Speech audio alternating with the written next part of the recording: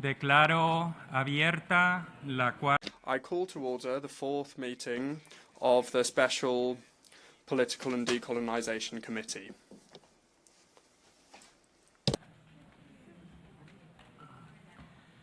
Antes de continuar, Before we continue, I wish to remind delegations that the deadline for the presentation of proposals on issues related to decolonization and on the eradicating of colonialism in all its forms and manifestations is today at 6 p.m, 1800 hours. Furthermore, I wish to remind all speakers of the need to uphold decorum. I emphasize that the petitioners will be given the floor to provide information through their statements alone. So in the room we can have no flags or banners, please. I would also ask you to please refrain from speaking on issues that are not to do with the territory that we're dealing with and the topic we're dealing with. And then I will give the floor to the next speaker. I also ask speakers to please not speak for longer than 3 minutes and to pay attention to your microphone light that will start to flash when you have 1 minute left to finish your intervention. Those who are making statements are reminded to please speak at a reasonable pace so that the interpretation services can follow and do an adequate job.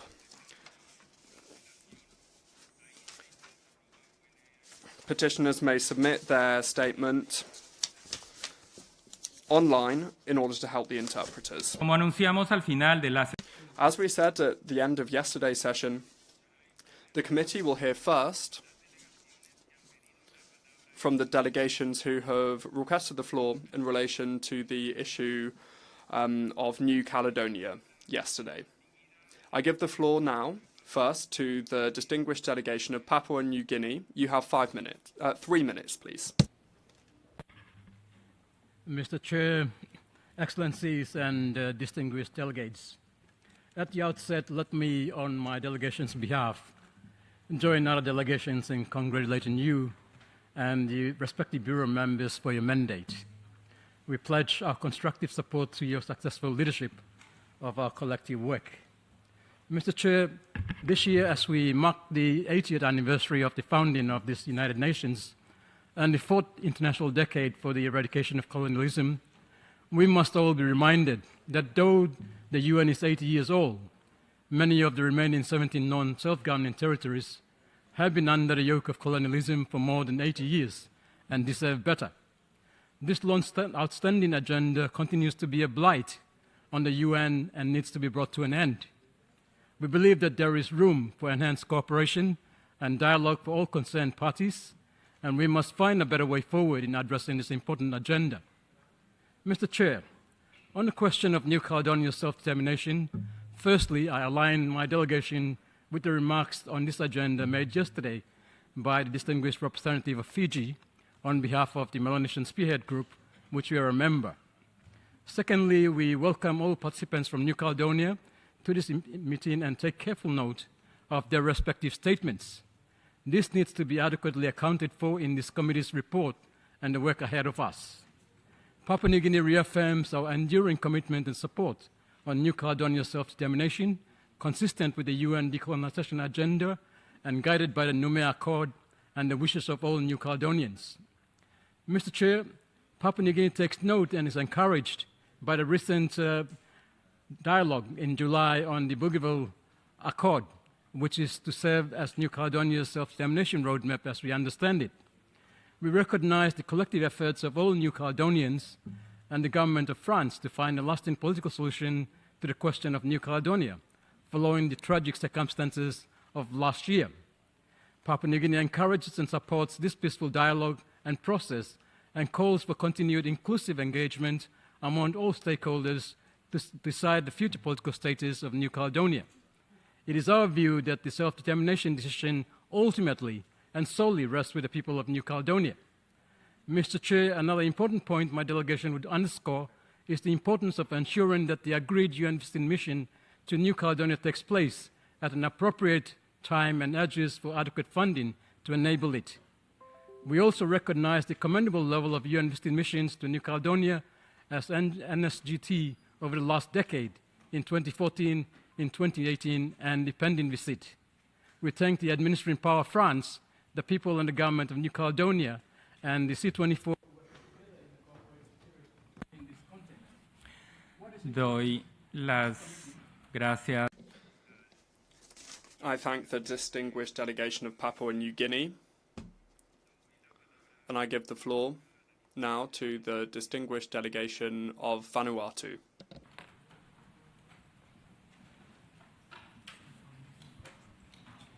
La delegación de Vanuatu. It seems that the delegation of Vanuatu is not here in the room.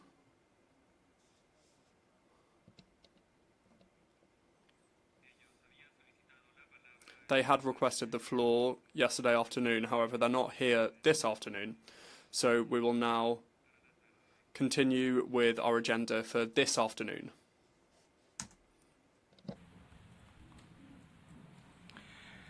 Con respecto a la cuestión de las islas. As to the Turks and Caicos Islands, we have been informed that the petitioner signed up is not going to be able to address the committee, so we will move now to the issue of the United States Virgin Islands. There is one petitioner. Solo para asegurarme. And I'm calling them just to make sure that they are not in the room because they didn't get to take the floor. I invite Harry Bindamoses then to take the floor, please. No se encuentra en la sala. They are not in the room. We'll move now to the issue of Western Sahara, and we will hear from the petitioners who will be speaking on this matter. Each petitioner will have 3 minutes to take the floor.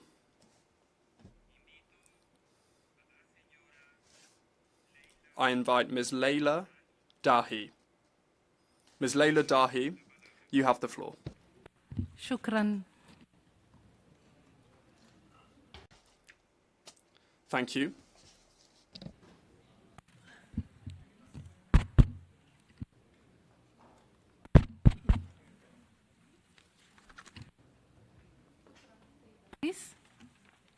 يشرفني أن أتحدث أمامكم اليوم. Thank you, Chairman. I have the honour of addressing the room as a parliamentarian from Moroccan Sahara.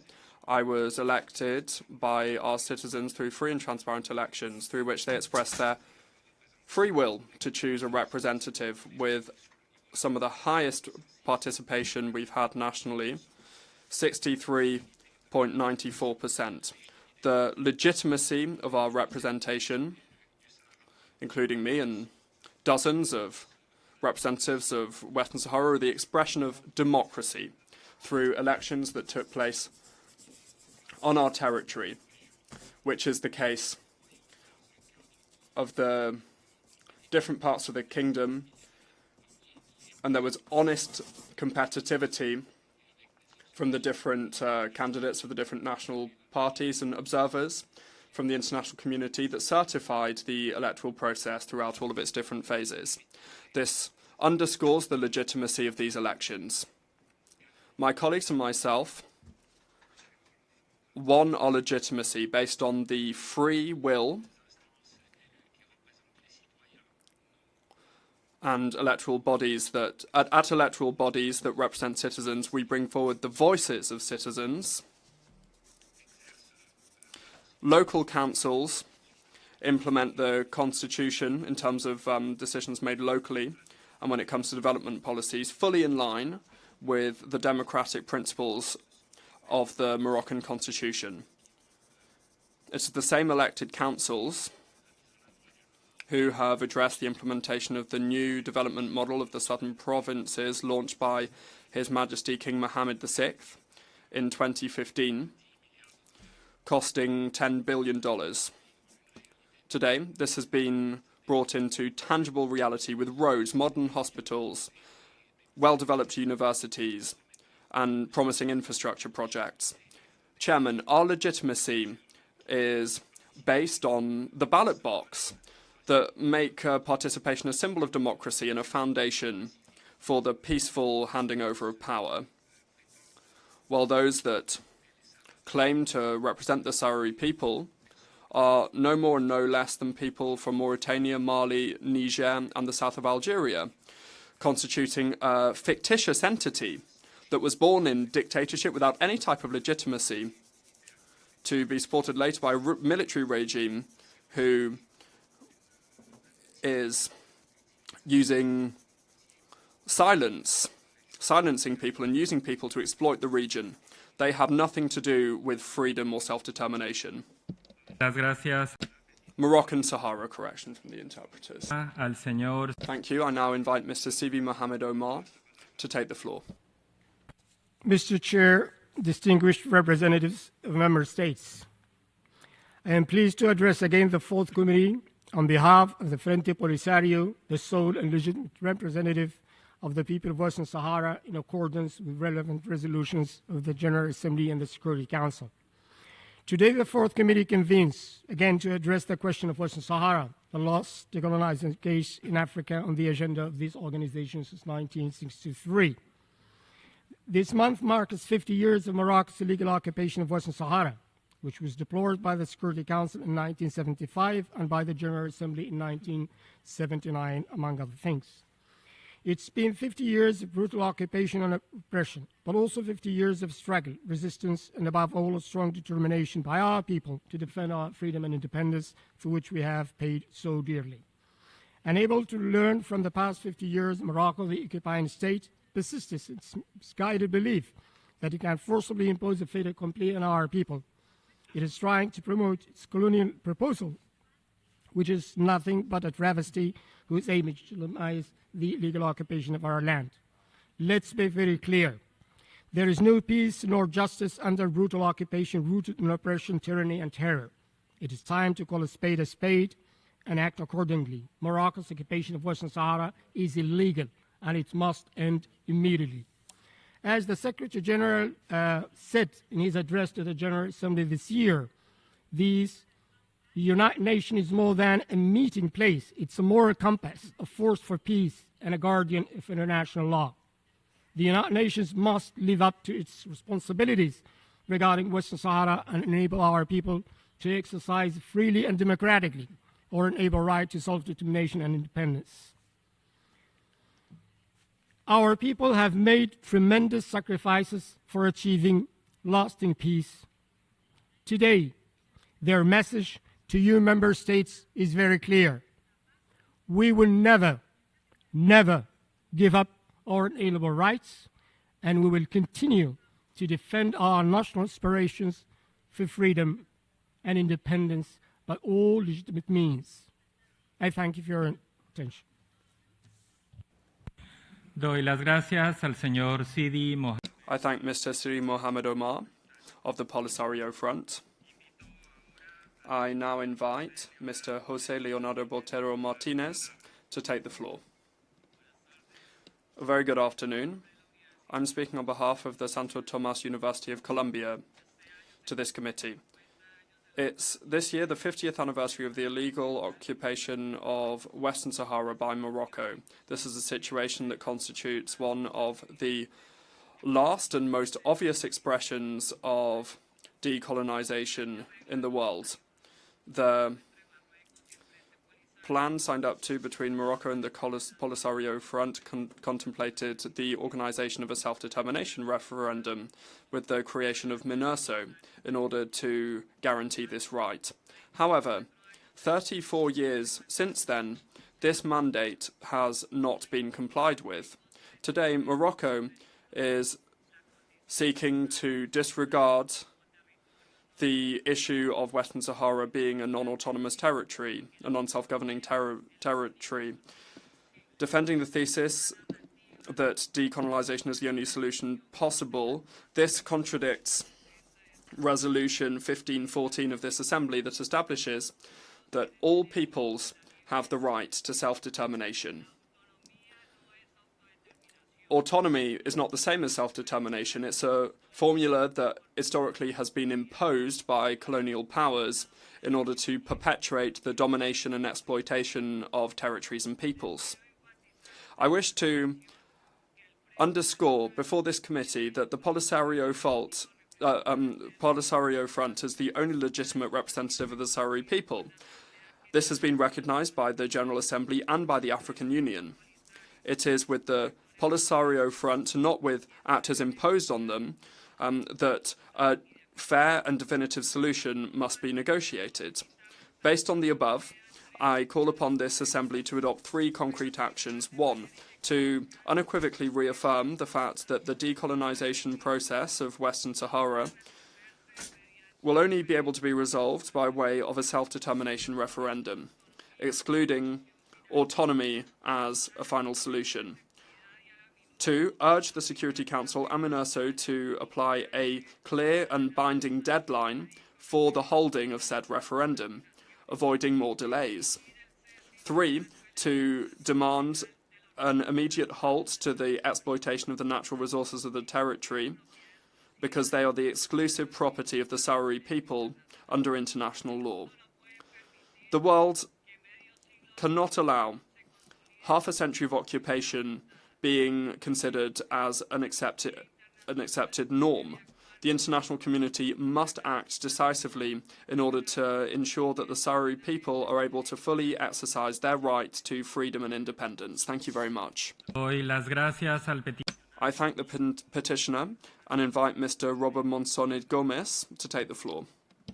Distinguidos delegados. Thank you, Chair, distinguished delegates. Moroccan Sahara is an historic, legal and human reality that is currently obvious. The inhabitants there elect their representatives in free and transparent elections endorsed by international observers, and they benefit from the dynamic socio-economic progress of the region, which reflects the legitimacy of the sovereign rights of Morocco. When it comes to security, Morocco has turned the region into an area of stability. Since 2015, its Central Bureau of Judicial Investigations has dismantled dozens of terrorist units and has detained many terrorists and jihadists. Thanks to this vigilance, the Kingdom of Morocco is the only country in North Africa that has not suffered from any type of terrorist attack for more than a decade. In one city in the south, there hasn't been a single terrorist attack during this period. There's also close international cooperation when it comes to intelligence and the fight against terrorism. The creation of specialized intelligence and prevention centers has enabled Morocco to anticipate threats and to ensure effective and lasting protection for the population of Moroccan Sahara. At the same time, the Kingdom has brought in an innovative development model for the southern provinces with the investment of $8 billion since 2015. This plan for the whole region seeks to provide strategic infrastructure such as the new motorway and the new Atlantic port of Gaishla. These emblematic projects are boosting the local economic growth and connecting Moroccan Sahara with regional and international markets. The autonomy plan proposed for Moroccan Sahara represents a realistic consensus-based political solution. This guarantees respect for the unique social and cultural characteristics of the region and at the same time ensures the sovereignty and territorial integrity of Morocco in compliance with relevant UN resolutions. Morocco's approach, which is based on sovereignty, security and shared development, provides a viable solution that is beneficial to all. It is essential and urgent for the international community to support the efforts of the Kingdom of Morocco to benefit security and stability. I invite the international community to decisively support the Moroccan autonomy plan to deliver prosperity and security of Moroccan Sahara to benefit the whole of the Maghreb region and to help to boost global stability. Thank you for your kind attention. I thank the petitioner, says the chair, and I now invite Ms. Vanessa Ramos to take the floor. Chairman, delegations. Western Sahara is a case of decolonization and the illegal occupation by the Kingdom of Morocco. The Sahrawi people have the inalienable right to self-determination and independence pursuant to Resolution 1514-15.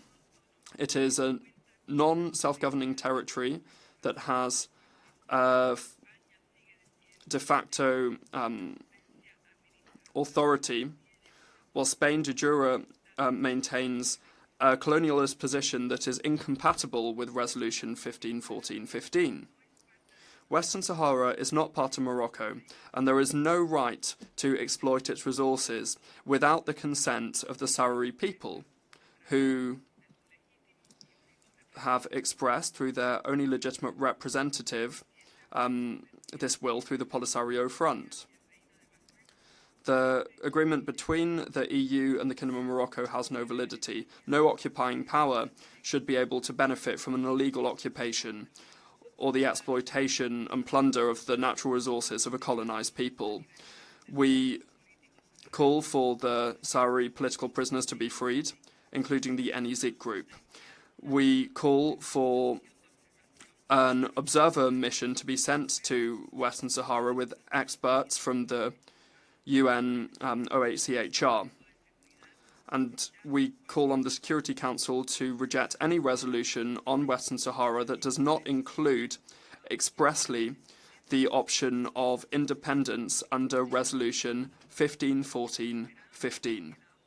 We hope that the United Nations and the Secretary-General will implement the resolutions on the carrying out of a self-determination referendum, and reiterate our appeal to the High Commissioner for Human Rights to send an observer mission to Western Sahara, and to the Human Rights Council to create a mandate of a special rapporteur to investigate the human rights situation in the territory, and the Special Decolonization Committee to organise a visit to Western Sahara. This is the only way that the decolonization of the territory will be achieved and that peace and development in the region will be guaranteed. The struggle of the Sahrawi people is something that must not be disconnected from the struggle of the Palestinian people and the people of Puerto Rico. I express my regards of solidarity from Puerto Rico to the Sahrawi people. The chair thanks the petitioner and now invites Mr. Paldaviches Moragues to address the committee. Gentlemen, we are living in dangerous times. The multiple crises that threaten the well-being of all peoples and nations on earth call for a coordinated effort of states and international organizations based on the implementation and development of international law. Yet, we are currently witnessing the most direct and serious attempts to undermine and dismantle it since the creation of the United Nations. It is therefore of the utmost necessity to protect and promote the international norms and principles that are so heavily under threat, because they are essential to achieve the very objectives of the United Nations, to save succeeding generations from the scourge of war, and to ensure the dignity and worth of the human person. Today, 80 years after the adoption of the UN Charter that establishes the principle of equal rights and self-determination of peoples, as well as the prohibition of the threat or use of force against the territorial integrity or political independence of any state, 65 years after the adoption of Resolutions 1514 and 1541, almost 60 years after the adoption of the International Covenants on Civil and Political Rights and on Economical, Social and Cultural Rights, which both set forth the right of all people to self-determination, 50 years after the ICJ issued its advisory opinion on Western Sahara that concluded that the information presented to it do not establish any tie of territorial sovereignty between the territory of Western Sahara and the Kingdom of Morocco, and 50 years after the unlawful military occupation of Western Sahara by the Kingdom of Morocco, it is past time the people of Western Sahara are allowed to realize their unalienable human right to self-determination. Spain, as the administering power, should take all necessary steps to ensure the people of Western Sahara can promptly and freely exercise their right to self-determination, and should abstain from taking any action that would hinder the exercise of this right. Morocco, as the occupying power, doesn't have any right to negotiate or conclude international agreements on behalf of the people of Western Sahara or regarding its territory or natural resources, and should immediately leave the occupied territories. Since 1975, Morocco has committed and is still committing several international wrongful acts from which derive international responsibility. Hence, it is obliged to stop violating these norms, including by immediately withdrawing all military and civilian presence in the territory, and to comply with appropriate reparations towards the people of Western Sahara. Moreover, since many of the international norms violated are jus cogens nature and have erga omnes effects, all other states have to abstain from recognizing this unlawful situation, should abstain from assisting Morocco in these violations, and must take all necessary measures to ensure the end of those international wrongful acts. Should those states not abide by these obligations, they would also be responsible for international wrongful acts.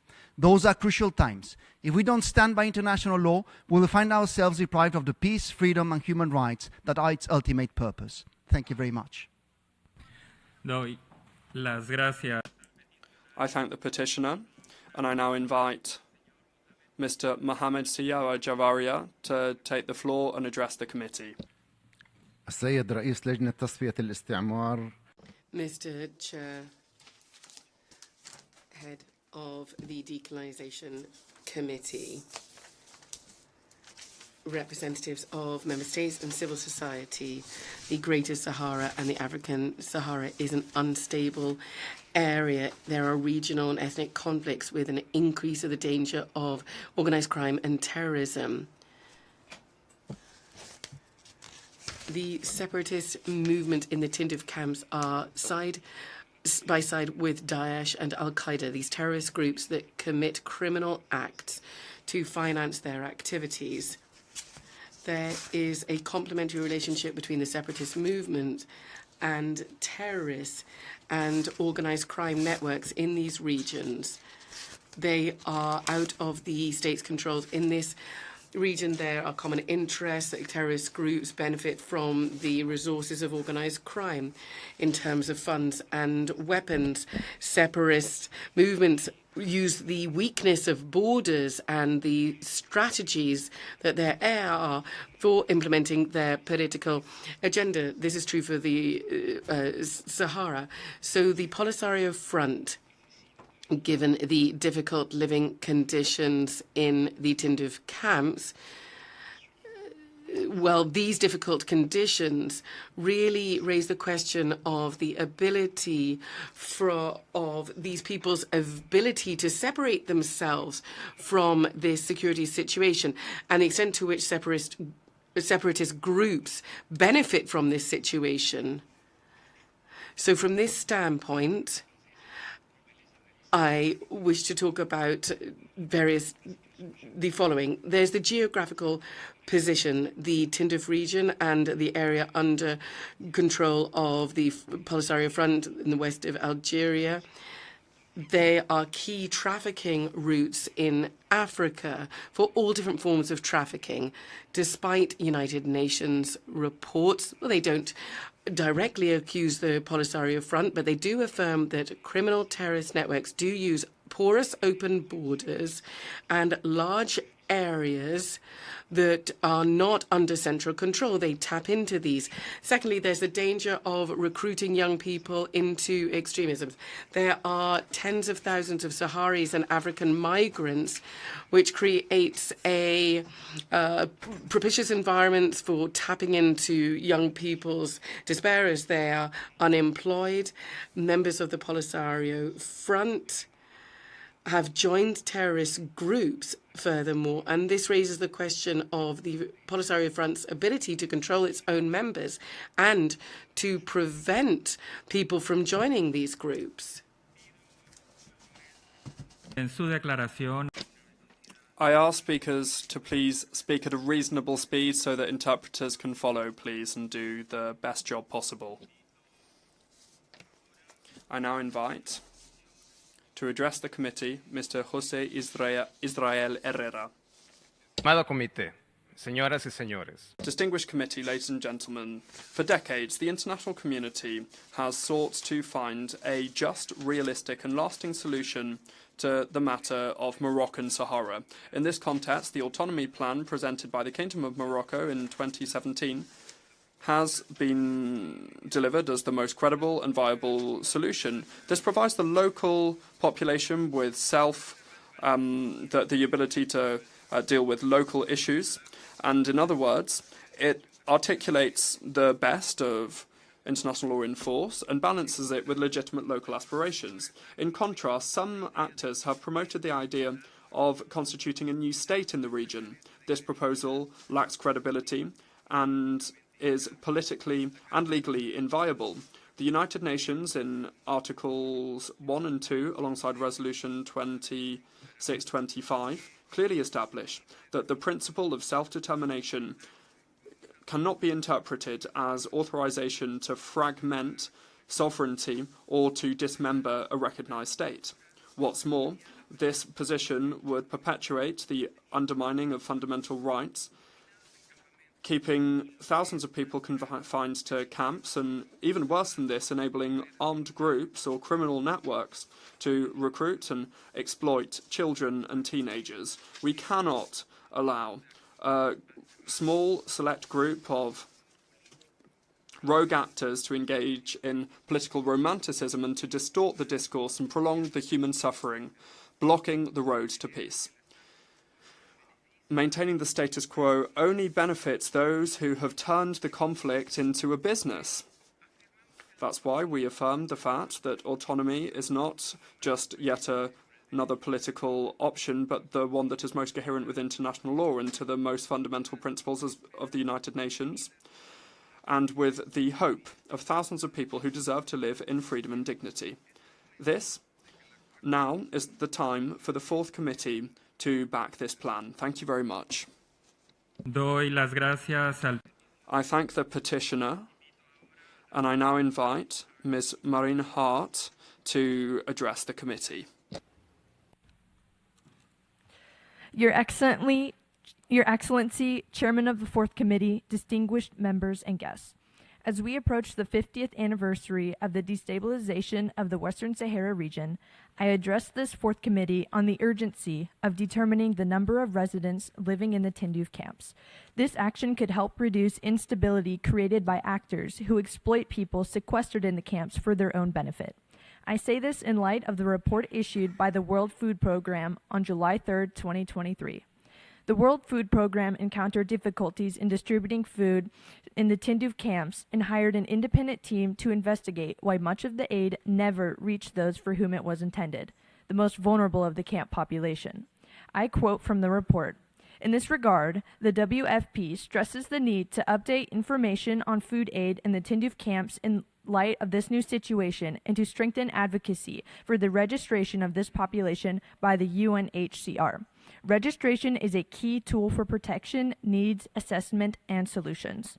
Yet, to this day, the Polisario leadership in the camps has refused to provide an accurate headcount of the people supposedly under their control, showing no intention of honoring the WFP's wishes or recognizing how such a step would contribute to resolving the conflict over Western Sahara. They continue a path that serves their own demands, disregarding the progress that could be made by taking even the smallest step towards resolution. The most practical approach to peace is first to analyze the numbers. There should be no need for organizations like the WFP and the EU to guess how many people they must feed. The UN oversees the camps and is well within its rights to know the exact number of those for whom it is responsible. Those who deal with statistics as a means of problem solving would consider it the first order of operation. The UN has allowed conflicting information to persist by failing to produce a headcount. It's easy to see why there has been no permanent solution. This issue is one of bureaucracy that refuses to be transparent and accurate in conducting a census. I find this confusing, deceptive, and unprofessional at the very least. My final point is how the camp leadership can adequately assess the need for medical supplies, especially during an emergency. Another concern is the lack of data on students in camp schools. ACAP's Global Risk Analysis published a report in March 2021 addressing my concerns regarding insufficient data. For the sake of those who lived in the camps for 50 years, I sincerely believe it is in their best interest to accept the Moroccan autonomy plan as the most credible and reliable solution in their dilemma. Thank you for allowing me to share my observation on this issue. Doy las gracias a la petición. I thank the petitioner, and I now invite Ms. Annie Patino Ishigami to address the committee. I'm before you today to speak on the matter of the land of the northwest coast of Africa, which remains one of the last unresolved colonial struggles of our time, Western Sahara. As a U.S. citizen, I stand by my comrades to address the rights of the Sahrawi people to self-determination and the enduring promise of decolonization. For nearly 5 decades, the people of Western Sahara have waited for the international community to fulfill the promise of determining their own political future. Following Spain's withdrawal in 1975, the International Court of Justice rejected Morocco's claims of territorial sovereignty over Western Sahara. Despite this claim, Morocco invaded and annexed the territory, forcing thousands of Sahrawis into exile and refugee camps around Algeria. Since Morocco's occupation of Western Sahara, the Polisario Front has been fighting and demanding what international law guarantees them, a right to determine their own future. In retaliation against these freedom fighters, Morocco built a 1,240-mile-long earthen barrier full of explosives, thus endangering the innocent lives of many Sahrawis and making them unable to leave or enter at their own free will. In 1991, the United States established the United States Mission for the Referendum in Western Sahara, MINURSO, which was scheduled to take place in 1992 but has yet to occur nearly 35 years later. As time passes, the United Nations continues to classify Western Sahara as a non-self-governing territory. In 2020, under the Abraham Accords, the United States decided to recognize Moroccan sovereignty over Western Sahara. This move threatened decades of international consensus and created a true impasse between the Polisario Front and Morocco to resolve any tension and push for a referendum. As one of the strongest militant powers in the world, the United States consistently proves to do things in favor of itself rather than what is best for the people of the land. The United States must stop abusing its power to unilaterally write its own international law and continue letting countries like Morocco determine the future of a land it does not belong to. This policy cannot be continued as it undermines the United Nations and its efforts in creating a peace plan. It is important to call upon Morocco as the occupier of Western Sahara to remove itself and provide a free chance to the people of Western Sahara. However, it is also important to call upon the United States, which gave Morocco the freedom and will to occupy the land. Therefore, the United States must revoke its recognition of Moroccan sovereignty over Western Sahara and demand a free and fair referendum. The people of Western Sahara have suffered long enough after decades of occupation and colonization. The Sahrawi people deserve a chance to determine for themselves the rights to their own future and who they deem to be in power over the land. Thank you. Doy las gracias al peticionario. I thank the petitioner. I'd just like to remind speakers to please speak at a reasonable pace, so that the interpreters can do the best job possible. Since I have the floor, I'd also like to remind speakers of the need to maintain decorum when speaking, and to please refrain from discussing territories or situations that are not part of the 17 non-self-governing territories on the agenda of the committee.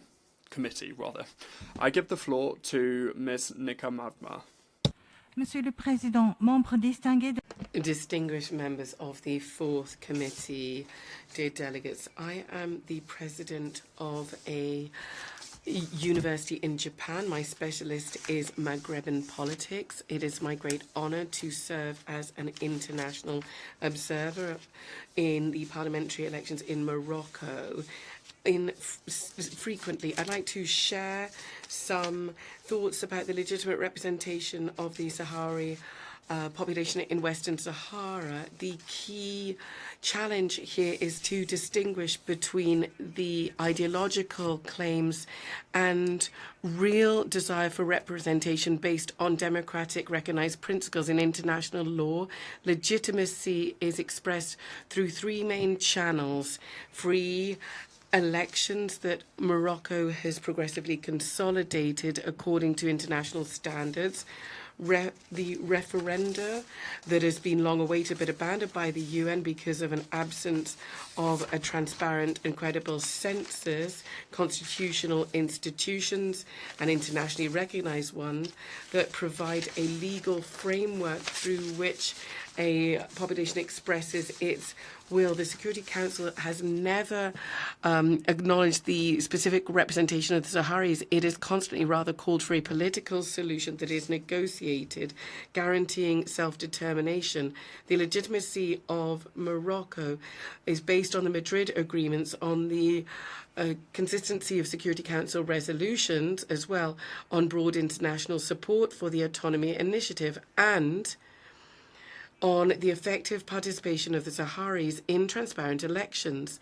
As an observer in Dakhla and in other towns, I personally noted significant electoral turnout, transparent procedures, and remarkable involvement of Sahari women, both as candidates and as elected representatives. These realities, confirmed by many international observer missions, clearly show that the real voice of the Saharis is expressed through their elected representatives and not through imposed slogans.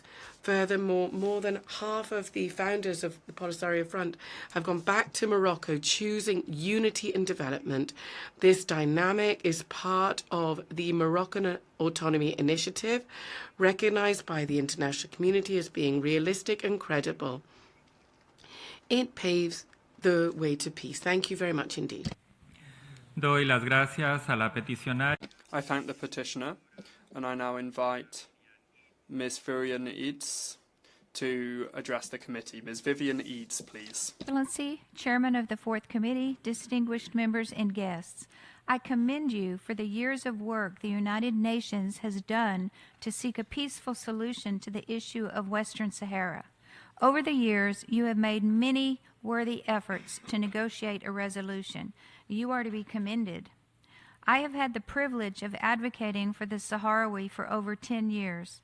As the years go by with no resolution, my major concern is for the youth in the camps. They suffer the most consequences in the lack of options for their future. For the sake of the youth, I ask for 3 significant actions from this committee. First, I ask you to accelerate your efforts to settle this issue by creating diverse academic roundtable discussions that would bring together youth from Morocco and youth from the Tindouf camps.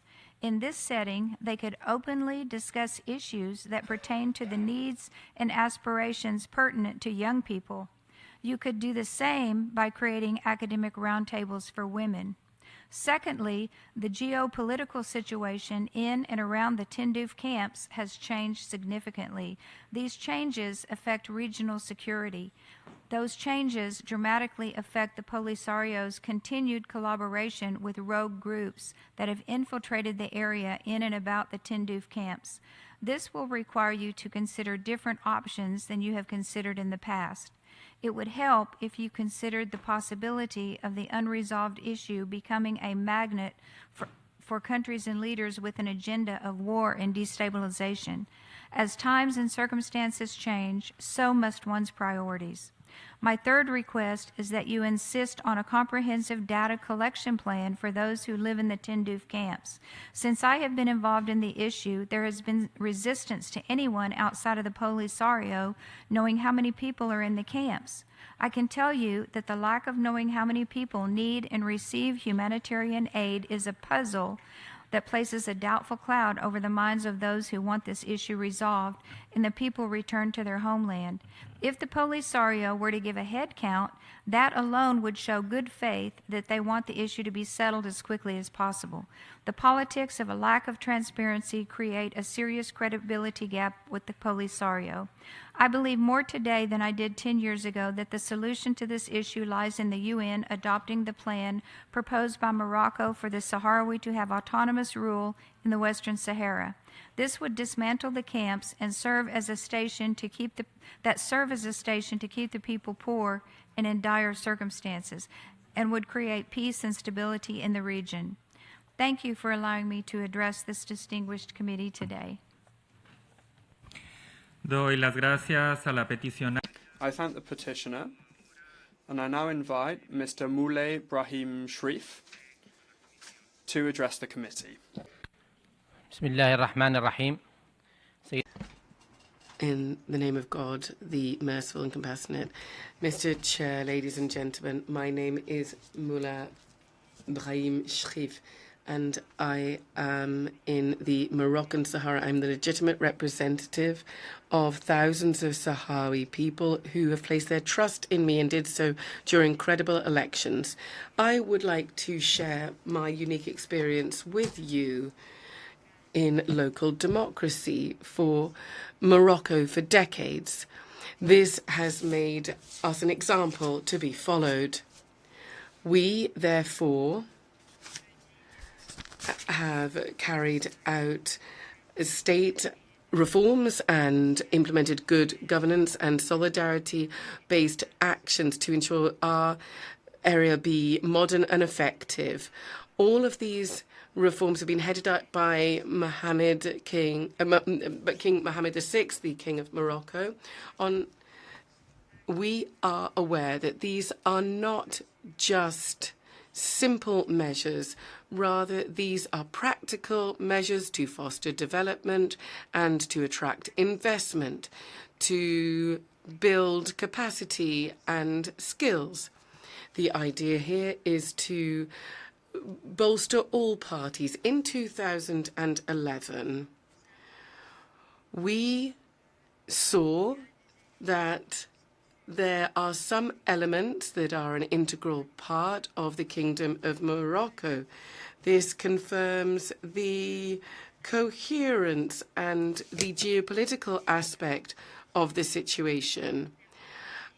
The Constitution allowed for elections to be held, and so elections were indeed held. Now, as regards, ladies and gentlemen, our work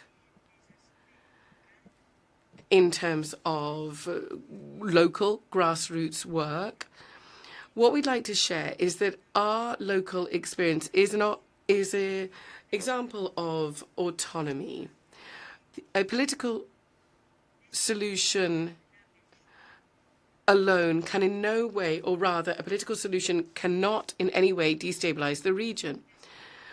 Yes, we have pinned great hopes in the Moroccan Autonomy Plan and its initiative for safety and security in Morocco.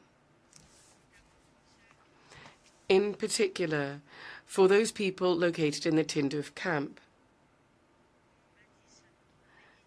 Let us build our country in unity. Thank you. Doy las gracias al peticionario. I thank the petitioner, and I now invite Mr. Mehmouz Oureman Anwar to please address the committee.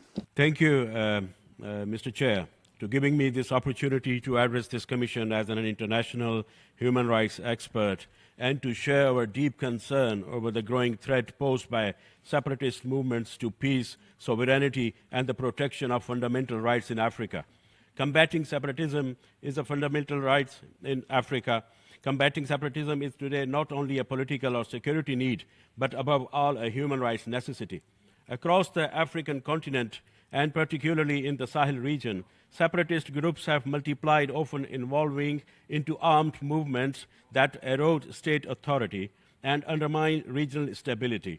Their collusion with terrorist organizations traffickers and organized crime generates the lawless zones where civilians suffer displacement, violence, and the denial of the basic human rights. We must be clear, separatism weakens the state, destroys communities, and fuels the cycles of insecurity that reflects far behind borders. One of the most concerning examples is so-called Polisario Front. Far from being a movement of liberation, it functions as an armed separatist group operating outside international legality. Evidence continues to emerge of serious human rights violations in the Tindouf camps, where thousands of Sahrawi remain deprived of freedom of movement, participation, and humanitarian protection.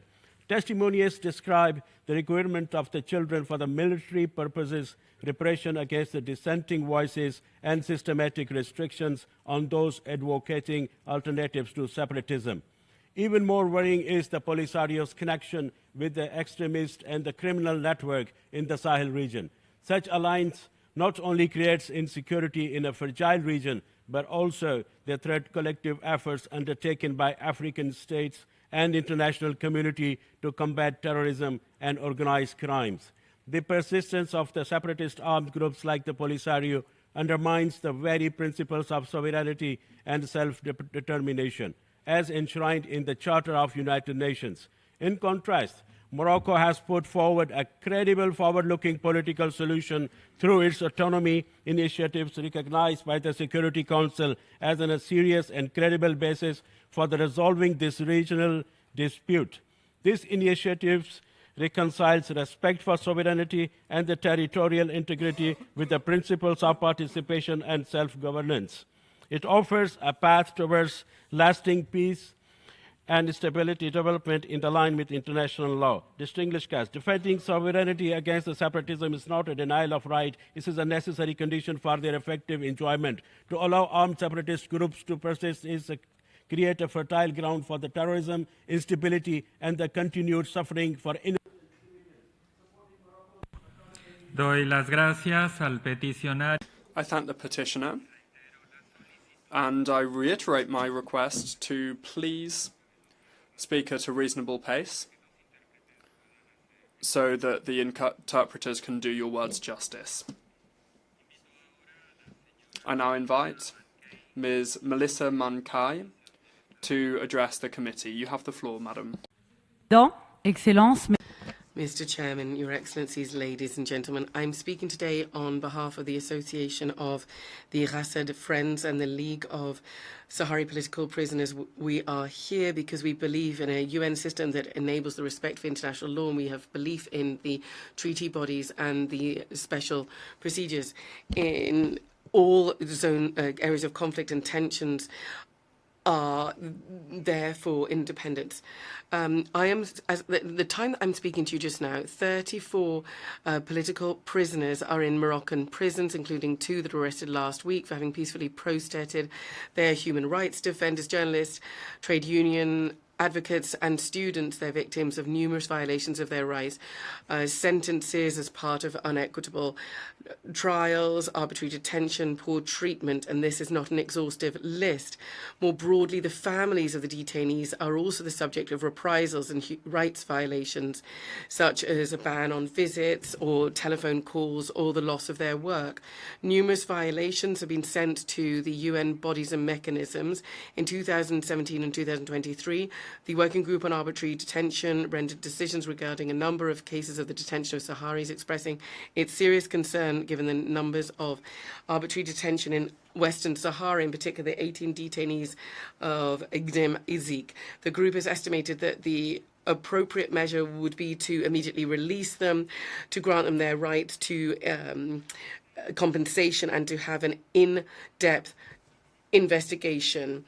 Several special rapporteurs have published warning letters regarding violations of human rights against these human rights defenders that have been detained. Since 2014, the Committee Against Torture made 5 5 decisions confirming the systemic nature of torture inflicted on members of the Yazidi group and the numerous violations of the convention by Morocco. It called upon the states to conduct impartial investigations on the event and to compensate appropriately the victims and their families and to allow them to gain medical treatment. The committee also called upon the authorities from refraining from all reprisals against the applicants and their families. Once again, none of these decisions was implemented. 9 new complaints have been prepared in 2022. We're awaiting a decision. These decisions are undeniable evidence of behaviour of the Moroccan authorities against the Sahrawis and the need for the international community to take measures to ensure that they be respected. We believe that the committee should invite the member states of the UN and the parties to the Convention Against Torture to examine Morocco's respect for the committee's decisions regarding the detainees in Gdim Izik, call upon the Moroccan government to immediately release political Sahrawi prisoners that it is detaining in line with the recommendations and the decisions of the UN mechanisms and appeals launched by intergovernmental organisations that defend human rights. I thank the petitioner, and now I give the floor to Mr. Fabio Salvia to address the committee. Monsieur le Président, Excellences, Mesdames et Messieurs. Mr. Chair, Excellencies, ladies and gentlemen, on behalf of the Belgian Committee for the Support of the Sahrawi people, we would reiterate that the Western Sahara is a non-self-governing territory according to the UN, whose statute must be determined by a process of self-determination in line with Resolution 1514. The military occupation of the territory by Morocco and its attempt to violently annex it violates Article 2 of the UN Charter, banning all acquisition of territory by force. More than 80,000 Moroccan soldiers have been deployed behind a military wall that is 2,700 kilometers long in the occupied territories of Western Sahara. Such a situation cannot constitute recognized sovereignty. The international jurisprudence of the ICJ, inter alia, and several UN resolutions reaffirm the illegal nature of the occupation and the obligation for the states not to recognize this. It has been confirmed on several occasions that Western Sahara and Morocco are 2 distinct territories and that any economic agreement regarding the exploitation of resources of the territory must obtain the consent of the Sahrawi people represented by the Polisario Front. Certain states continue to open consulates and economic branches in Western Sahara that is occupied, which runs counter to international law. The autonomy plan presented by Morocco, often qualified as a good and credible basis, cannot guarantee the rights of the Sahrawi people to freely choose their future and cannot replace the self-determination referendum planned by the UN. Security arguments put forward by Morocco can in no way justify this occupation. Far from ensuring stability, this maintains a climate of regional instability bolstered by military agreements with Israel and by others networks linked to drugs trafficking.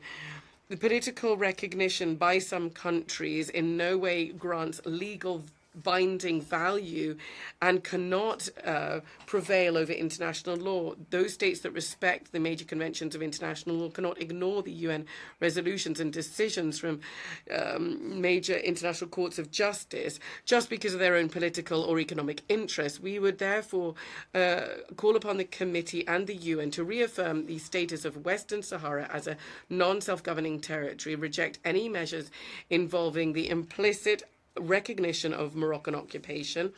Thirdly, guarantee that all exploitation of resources is done with the agreement of the Sahrawi people.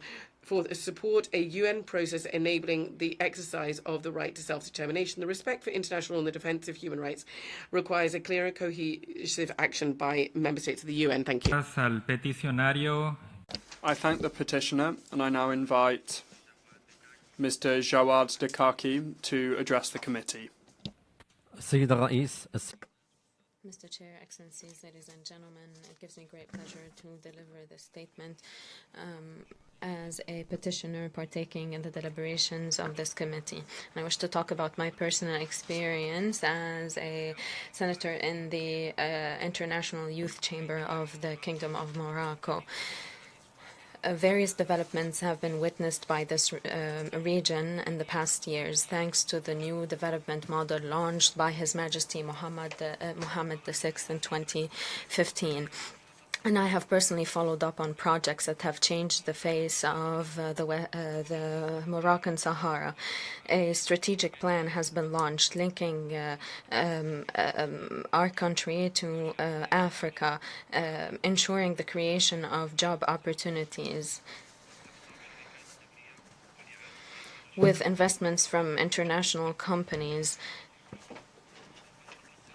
and further increases by 2028. And in Dakhla, various centers will be established in order to ensure increased production to enable the Moroccan Sahara to increase its trade relations with the Sahel and the remaining African continent. In this regard, a university has been established, including the African Academy for Science, which has become an important reference for scientific research on our territory. Solar and wind power projects have been established, including a project for green hydrogen near Al Uyun. This is an exemplary international partnership in the production of green hydrogen, similar to NEOM. Excellencies, ladies and gentlemen, these projects are not merely about infrastructure. They are investments in human capital for the integration of young people in socio-economic life in the Moroccan Sahara through job opportunities. And now I see how young people can become a lever for a thriving economy and social stability in the region. What I've seen in the field, Mr. Chair, shows that the autonomy initiative presented by the Kingdom of Morocco is a credible plan and the only means to put an end to this conflict and ensure a prosperous future for all, so as to enable the Sahrawi people to establish or to benefit from their resources in full respect of the sovereignty of the Kingdom of Morocco. Doy las gracias al I thank the petitioner, and I now invite Ms. Caroline Schwab to address the committee. Mr. Chair, distinguished members and delegates, I have the honor to address you today to present the vision of the private sector, the proactive developers of the desert regions, and where the social progress and economic growth is the priority for an environmental stewardship go hand in hand for all communities. Morocco has launched a transformative program in its Sahara region designed to provide comfort, social services, security and employment for local population, while also attracting foreign investors and visitors and tourism. With strategic investment exceeding $1.075 billion of US dollars, the Morocco Sahara is becoming a hub of sustainable innovation in Africa. The vision is backed by significant resource, $750 million US dollars in annual development investment, more than $1 billion US dollars for the security of all communities, in security infrastructures as well, mobilization of over 200,000 security personnel. A central pillar of this transformation is the renewable energy revolution in the continent, in Morocco, of course. Major projects including Dakhla Wind Power Project, the Ouarzazate Solar Complex, Africa's largest solar facility with a capacity of 580 megawatt. These initiatives reduce dependence on fossil fuel and poverty. Equally significant is the Shbika Green Hydrogen Project near Laayoune, which harnesses abundant solar and wind resources to produce green hydrogen and ammonia for export. This initiative rests in three priorities: advanced production using electrolysis export corridors to Europe and Africa, and international partnership with key players such as Neom Green Hydrogen in Saudi Arabia and Aqua Power and Mausen in UAE. Beyond energy, Morocco's integrated approach includes environmental stewardship with conservation programs and protected reserves, tourism excellence, positioning Dakhla as a destination of world-class adventure and cultural tourism, strategic resources such as phosphate, lithium, and marine minerals supporting global clean technology, and international cooperation. All this in the favor of all levels of population and social insurance for people to.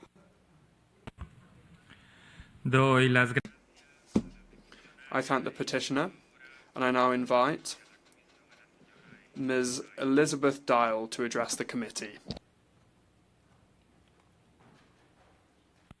Your Excellency, Chairman of the Fourth Committee, distinguished members and guests.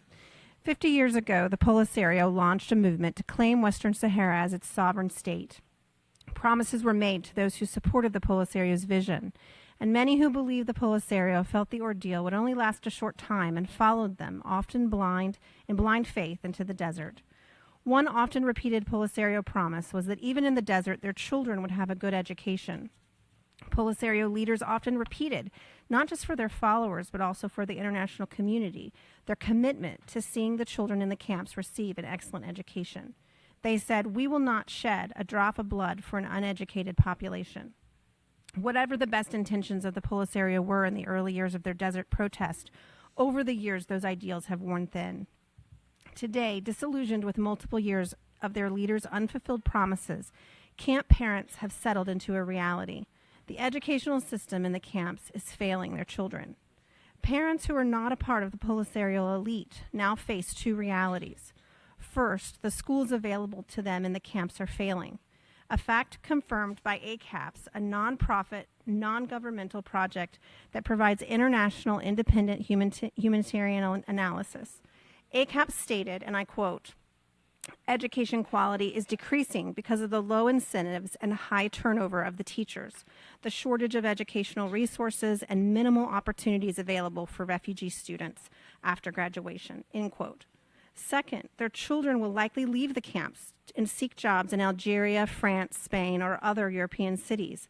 The parents will then wait in the camps for the money their children will send so that they can purchase the necessities of life beyond the rations provided by the World Food Program. The compromised educational system in the camps is of grave concern to me. The UN's fourth Sustainable Development Goal states that a quality education is a fundamental right for every child.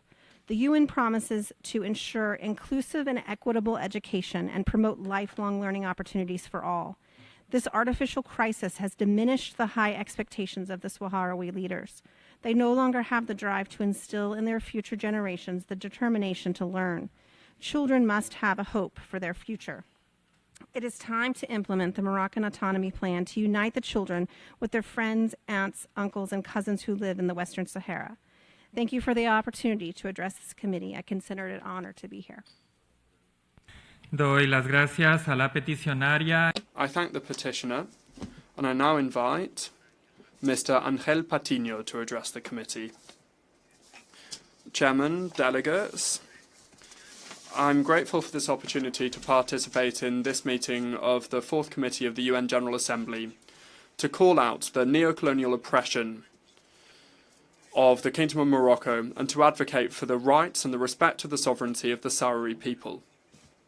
We call out the subhuman conditions that the inhabitants are forced to live in the refugee camps, where their civic right to freedom of expression, association and assembly are being limited.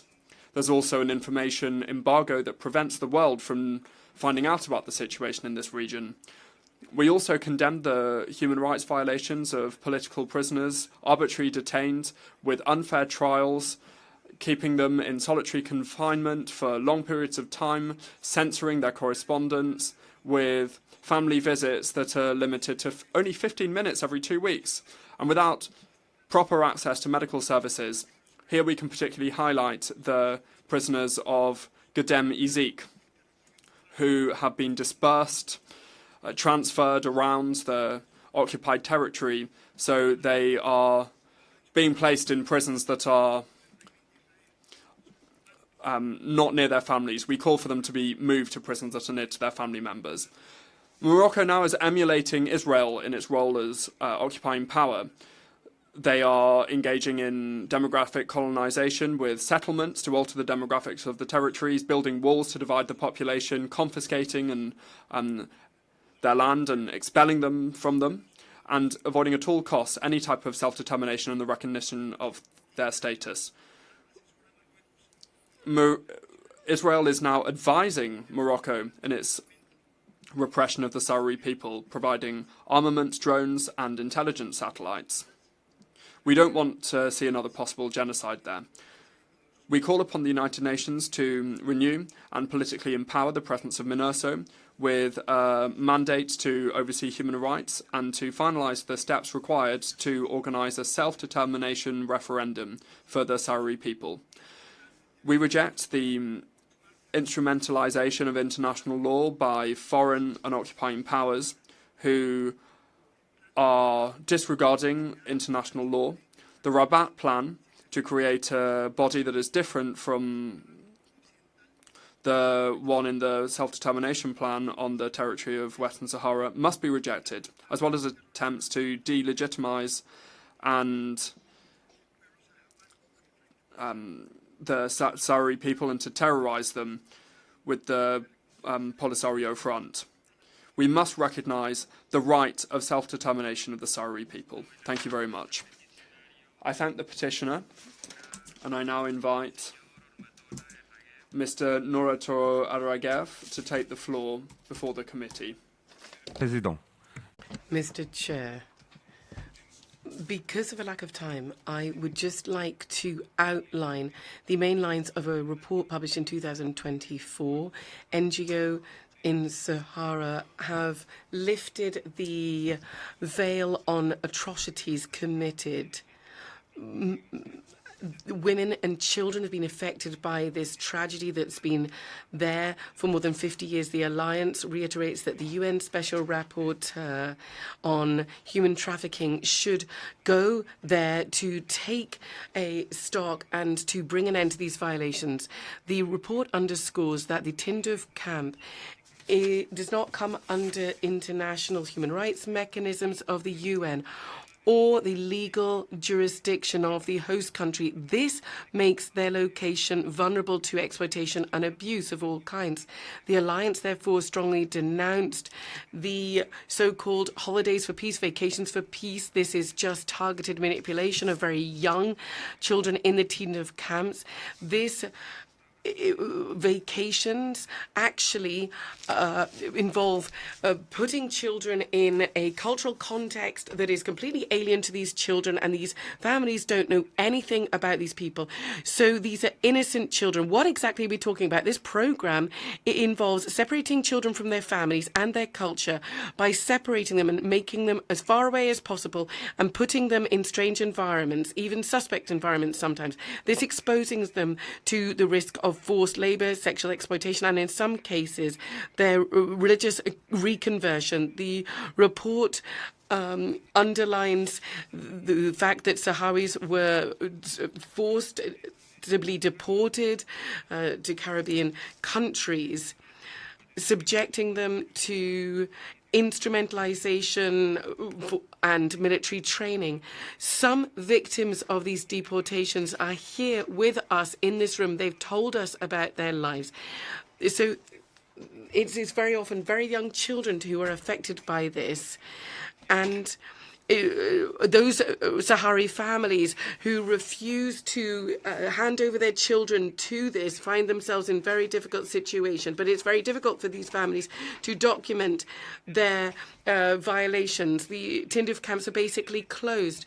There are two perpetrators of this, the Polisario and the host country, who leave the inhabitants of the camps to the mercy of their butchers and in violation of international human rights law. So it's high time for the international community to act regarding the Polisario front. There is legislation that is pertinent in this regard. Doy las gracias al señor Herragher.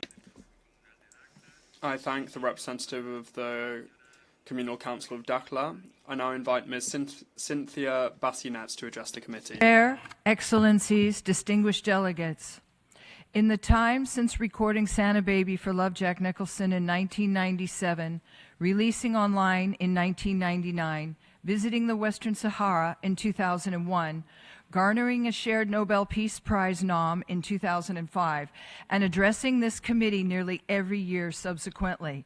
We have gone from millionaires to billionaires to trillionaires thanks to the use of technology-facilitated gender-based violence and the use of my intellectual property, a resource of the Sahrawi people. Like myself, self-determined, and like the Sahrawi, silenced, displaced, replaced, and erased. We are the canaries in the coal mine. Quite simply put, the rich and famous are utilizing tactics of TFGBV to remain rich and famous. This information is garnered thanks to electronic surveillance, sliced and diced, and companies continue to merge, creating big media and big tech. We have become so opposite land in America and UK thanks to big media and big tech. We have an empowered fascist president, altering the women around him with plastic surgery filters to create my persona, including the White House decor, and using my political agenda like a personal I remind the petitioner to please restrict your statement to issues to do with the territory that is under review this afternoon. Statements must be restricted to dealing with the territory that we're reviewing. And I'll give the floor to the next. You can continue with the floor for 1 minute 35. The 1 minute 35 remaining for you. including... Sir, may I continue? Yes, you may continue. Thank you. Using my political agenda like a personal hit list, siding with Morocco over the rights of the Sahrawi people, DEI, women's rights, unions, the environment, and intellectual protection for profit. A staged world for decades thanks to the lack of protection over my personal creativity and advocate for. At the cost of unions, systemic racism, indie artists, designers, small businesses, and entire countries. Gone is authenticity. Fashion for fascism, thanks to TFGBV, lives on. It is how colonialism lives on. Fashion for fascism did not end with Mussolini. When you see royals, first ladies, celebrities, brands, media outlets, they are utilizing weapons of war. The utilization of TFGBV silencing women's and minority voices in the political arena is so grave, UNESCO has undertaken this crusade. UNESCO has defined TFGBV as misinformation, cyber harassment, hate speech, impersonation, hacking and stalking, image-based abuse, doxing, and violent threats. The imbalance to autocracy around the world due to this war propagated by profit has turned the world into one identity and the search of perfection of that identity. Our rights are going backwards. Our world is going backwards. TFGBV, it silences me. It silences what... Doy las gracias a la petición. I thank the petitioner. I'd like to ask speakers and remind you once again to please speak at a reasonable pace for the interpreters to accurately convey your words. I also remind all speakers of the need to maintain decorum when taking the floor and to abstain from discussing territories that are not the 17 non-self-governing territories that are on the agenda of the committee. I now invite Ms. Amanda Diciani to address the plenary.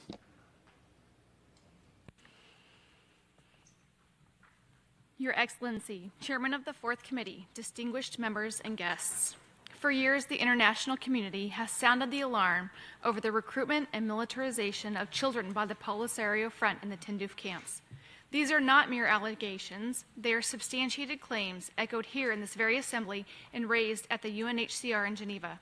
NGOs, including the African Network for Development and Il Sindicolo, have presented credible evidence at the 60th session of the UN Human Rights Council, revealing that the Polisario Front has forcefully recruited minors as child soldiers.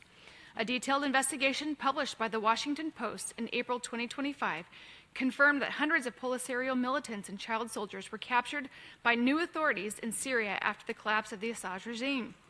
These fighters, many of whom trace their roots back to the Tindouf camps, demonstrate how the militarization of youth has had far-reaching destabilizing consequences. The Movement of Sahrawis for Peace, MSP in Madrid, continue to act as a voice for many disillusioned Sahrawis by establishing a front line of resistance where they could safely report on the actions of Polisario leaders. Through first-hand reports, they have highlighted the increasingly dire conditions within the Tindouf camps, which are governed by the Polisario.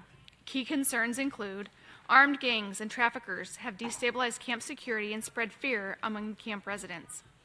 In April 2025, the Institute of Geopolitical Horizons reported a Layun camp incident where heavily armed traffickers exchanged gunfire and forced residents to hide in their homes without protection, exposing the lack of security within the Polisario-controlled camps.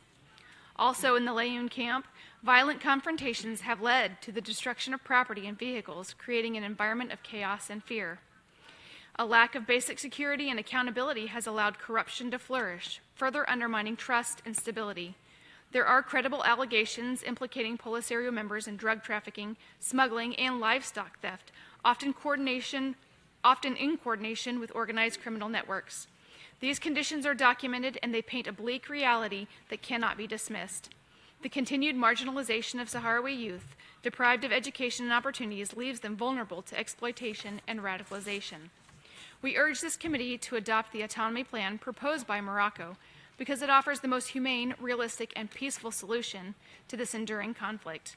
It provides a framework for dignity, development, and self-governance. It is time for the international community to act decisively. Let us work together to offer hope, security, and a future to those who have been silenced for too long. Thank you for allowing me to address this esteemed committee today. Doy las gracias a la peticionaria. I thank the petitioner, and I now invite Ms. Ana Rojos to take the floor. Ladies and gentlemen, I would like to address the issue of the Royal Atlantic Initiative, its significance to the southern provinces, and its potential intersection with the European Union. Launched under the visionary leadership of His Majesty King Mohammed VI, the Royal Atlantic Initiative seeks to transform the Atlantic into a space of shared prosperity, stability, and sustainable development. By connecting Atlantic Africa with the landlocked territory of the Sahel, this initiative redefines geography. It turns the ocean into a bridge rather than a barrier. For the European Union in particular, the relevance of this project is evident. It creates natural avenues of cooperation in at least 4 strategic areas. First, economic and trade corridors. The emerging hubs in Morocco's southern provinces, notably the new Dakhla Atlantic Port and the Tiznik-Dakhla Expressway, will anchor flows of goods and services between West Africa and Europe. This positions the southern provinces as vital logistics platforms and engines of job creation. Moreover, it resonates directly with the EU's global gateway strategy. Second, energy security. The Morocco-Nigeria gas pipeline, stretching across West Africa, is not only an African project, but also an Euro-African one. By eventually connecting to European markets, it offers an alternative supply route. At the same time, Morocco's southern provinces are being equipped as hubs for renewable energy and green hydrogen, turning them into contributors to both regional sustainability and Europe's long-term energy transition. Third, sustainability and the blue economy. Here, too, the Atlantic Initiative converges with the EU's Green Deal. Fisheries, offshore renewables, and ecotourism are sectors where the southern provinces stand to attract investment and expertise, while Europe gains reliable and sustainable partnerships. Fourth, security and stability. The Sahel's challenges do not stop at Africa's shores. They affect Europe as well. By contributing to stability in the Sahel and securing Atlantic maritime routes, the initiative supports European security interests while enhancing the southern provinces' role as Morocco's frontline for regional peace and cooperation. In sum, the Royal Atlantic Initiative is not only a South-South project, it is also a platform for South-South-North cooperation. It positions Morocco's southern provinces as strategic gateways, and it offers the European Union a unique opportunity to invest in a more stable, prosperous, and sustainable shared neighborhood. Thank you very much. Doy las gracias a la peticionaria. I thank the petitioner, and I now invite Mr. Henry Diedrich to address the committee. Monsieur le Président, Mr. Chair, distinguished delegates, dear representatives of the international community, I am speaking here as a petitioner of Moroccan Sahara for all Saharan families who, like all families throughout the world, aspire to live in peace, to preserve their dignity, and to have a better future for their children. The Moroccan Autonomy Initiative is more than just a political proposal. It is a human project born of decades of dialogue with local populations. It's an extended hand to build lasting peace together. This initiative recognizes and cherishes the rich Sahari culture, its traditions, its languages, and its unique heritage. It enables the Sahari people to manage themselves and to manage their local affairs, their education, their culture, and their economic development, whilst remaining fully integrated into their Moroccan homeland. Today, the world has recognized this wisdom. More than 116 countries, African, European, Asian, and American nations support this path of compromise and coexistence. They have grasped that this initiative provides a realistic alternative vis-à-vis the current deadlock. But, Mr. Chair, ladies and gentlemen, let us look in particular at the specific outcome. In the provinces of the South, development projects are already transforming people's daily lives. Hospitals and medical centres, schools, infrastructure that benefit everyone. Families are back together, communities are rebuilding, and young people are finding hope in the future once again. What unites us in this is the same conviction that peace cannot be decreed, it can only be built, that it cannot be imposed, it can be cultivated, that it is not negotiated between states, but it is experienced between peoples. The Moroccan Autonomy Initiative embodies this humanist vision of peace, a peace which respects identities, whilst promoting unity, which preserves diversity while strengthening national cohesion. I do apologise, says the Speaker. Therefore, I would call upon you, ladies and gentlemen, as I want to do today, to support this vision of hope, to choose dialogue over division, construction over destruction, life over conflict. Let us thus work together for this initiative to continue to bear fruit for families today and for future generations. Thank you very much. Doy las gracias al peticionario. I thank the petitioner, and I now invite Mr. Agron Pali to address the committee. Mr. Chair, distinguished delegates, Western Sahara remains a colony, the last colony in Africa, and the world knows it. In 1975, the International Court of Justice declared, and I quote, "Morocco has no sovereignty over Western Sahara." Half a century later, the United Nations promise of a referendum on self-determination remains unfulfilled.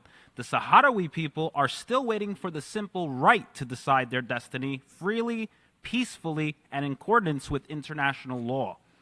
What do we see instead? A people beaten for raising their flags, a nation divided, half living under occupation, half surviving in exile, a land stripped of its wealth, its phosphite, its fisheries, even its wind and sun taken without consent. And yet the Sahrawi people are not without voice.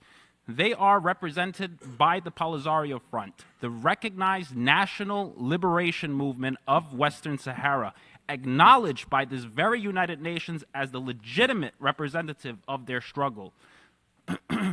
We must reaffirm a central mandate of MINURSO, the United Nations mission for the referendum of Western Sahara. Its very name defines its purpose: to organize a referendum, not to supervise an indefinite occupation. That referendum must take place. No state, however powerful, has the right to decide the destiny of another. Only the Sahrawi people can determine their future freely and democratically. And let's not forget, Spain, as the former colonial power, also bears a legal and moral responsibility to complete the process of decolonization. Sovereignty was never lawfully transferred, and responsibility cannot be abandoned while the Sahrawi people remain disposed. Likewise, the Security Council has a duty not to remain silent or complicit. Those entrusted with maintaining peace cannot uphold the charter while shielding Morocco from accountability for the occupation and resource plunder. Distinguished delegates, subjugation is not peace. Autonomy under occupation is not freedom. It is surrender. This question reaches beyond one territory. It tests whether international law will stand as a principle or bend to power. The right to self-determination either belongs to all people or it means nothing at all. The time for delay is over. The time for justice is now. Stand with Western Sahara, stand with self-determination, and stand with independence. I thank you. Doy las gracias al I thank the petitioner, and I now invite Ms. Laila El Aftani to take the floor. Mr. Chair, Your Excellencies, ladies and gentlemen, delegates, it is my honor to speak to your august assembly during this meeting to present a very important issue pertaining to the Moroccan Sahara and the challenges of regional peace and development.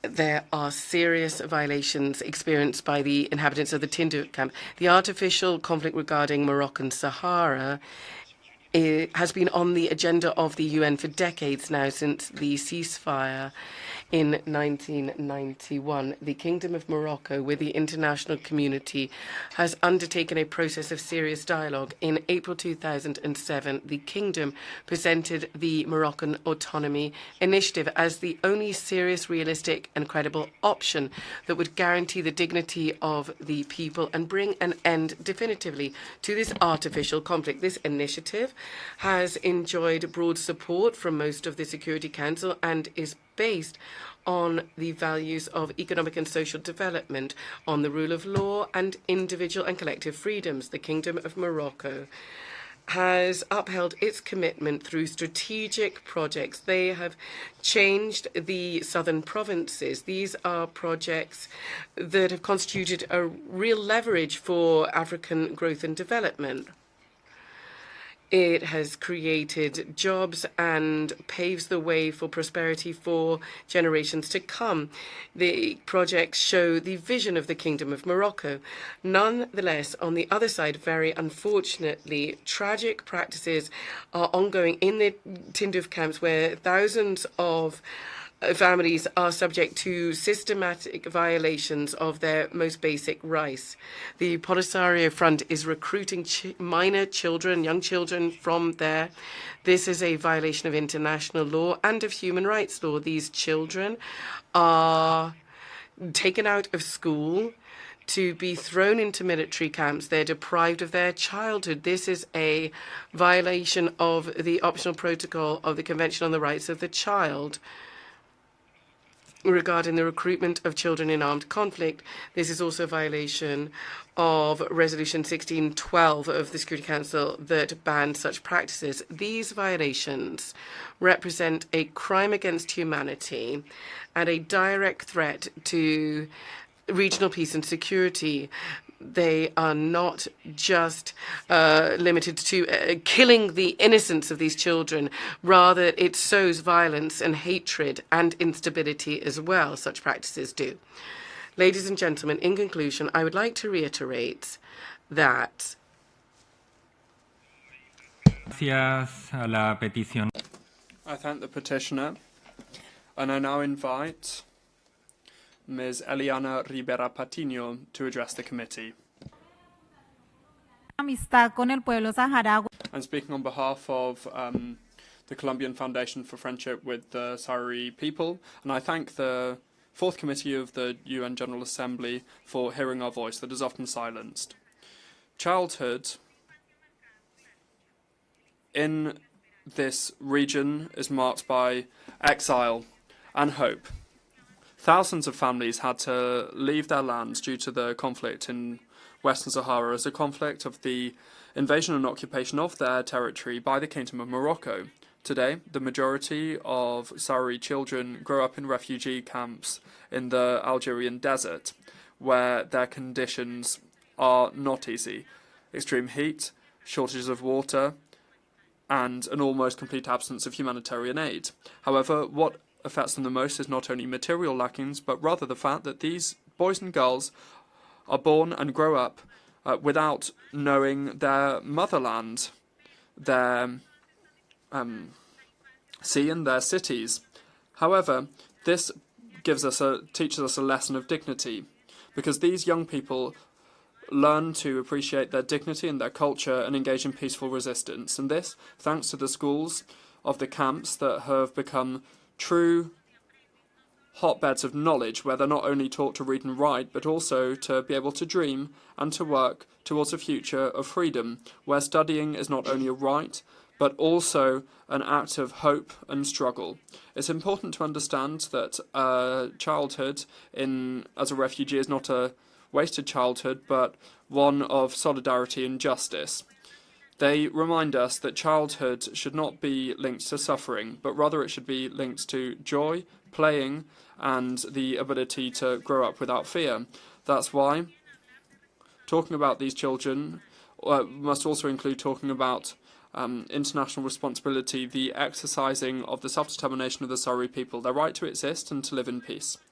We must not forget that every Sahrawi boy and girl who is born in a refugee camp represents an urgent appeal to the international community to find a fair and lasting solution to this conflict. Today I'd like to invite you to think about what we can do as delegates, as citizens, and as human beings, so that Sahrawi children do not only remember their childhood in exile, but also they remember a victory for justice, because protecting children is protecting the future, and the future of the Sahrawi people deserves to be lived in freedom, peace and dignity. Thank you very much.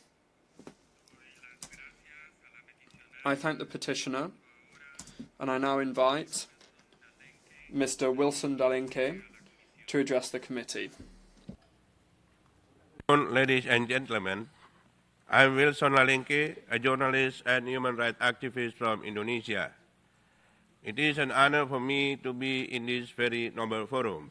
I'm here to deliver my statement and testimony regarding the extrajudicial execution in the Tinduf refugee camps by Polisario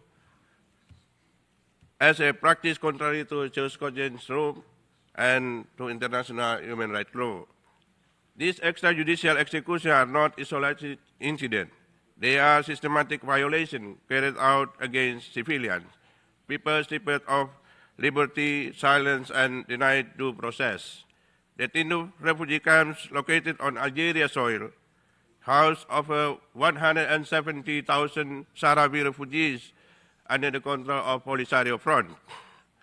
According to United Nations Human Rights Council report, there have been numerous of extrajudicial execution, arbitrary detention, and torture in Tinduf camps.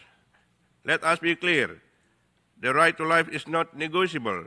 It is protected by the Universal Declaration of Human Rights, the International Covenant on Civil and Political Rights, and by jurisprudence norms, those peremptory rules of international law that bind all states and actors without exception. Extrajudicial killings are a direct affront to these norms. They are crimes that cannot be justified by politics nor hidden behind sovereignty. What's happening in Tindouf is not just a humanitarian crisis. It is a collapse of legal and ethical order. Civilians are executed without trial, without evidence, without defense. Algerian authorities, by hosting and enabling these acts, do share responsibility. We must ask, where is the accountability?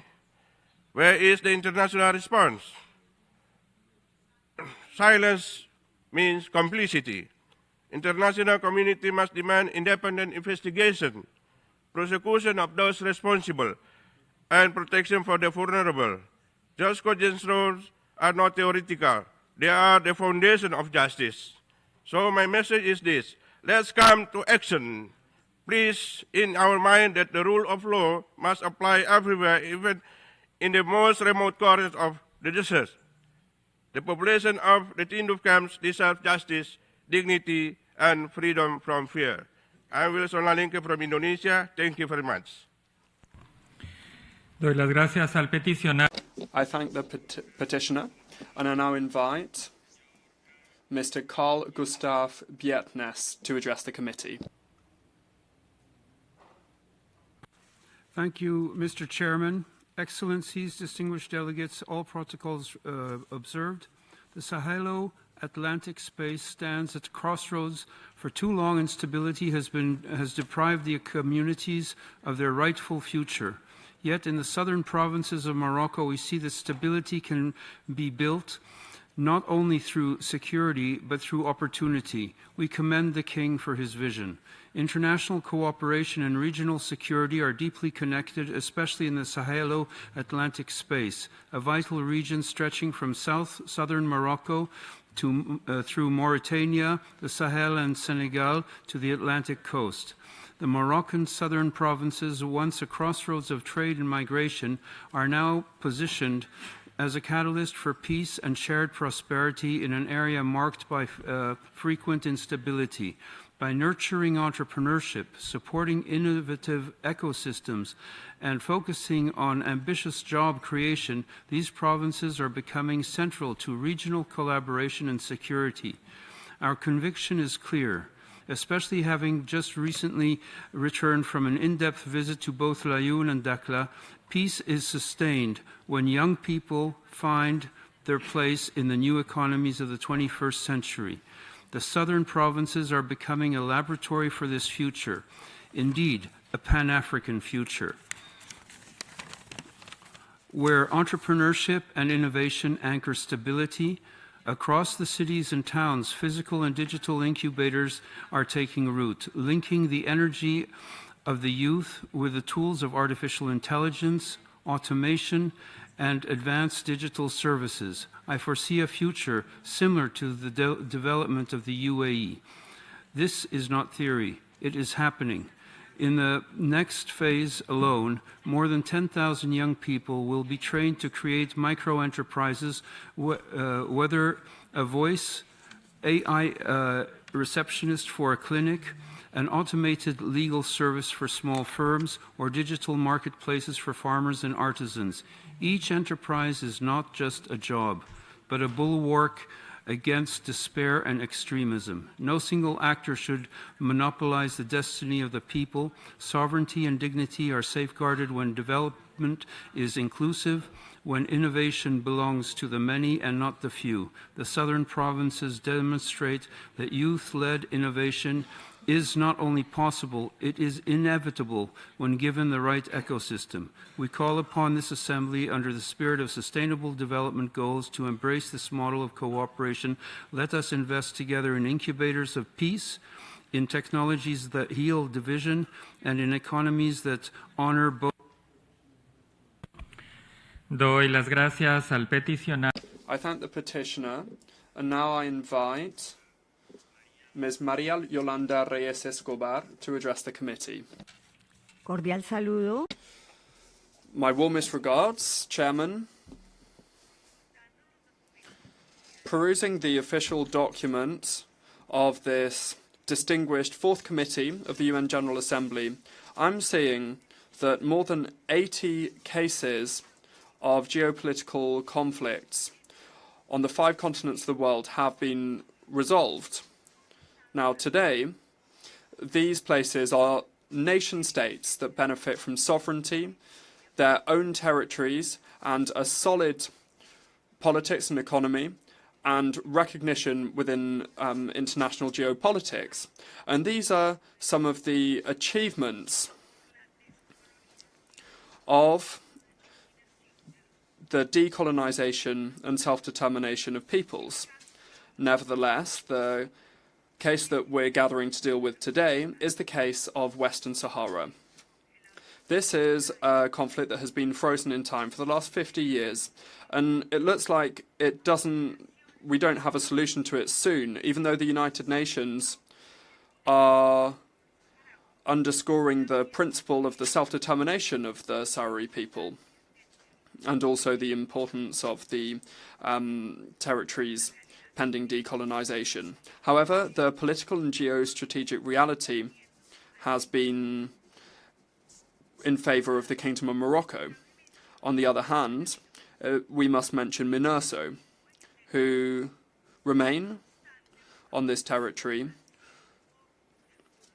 However, there hasn't been much progress for the Sahrawi people when it comes to the legitimacy achieved for the people of Morocco.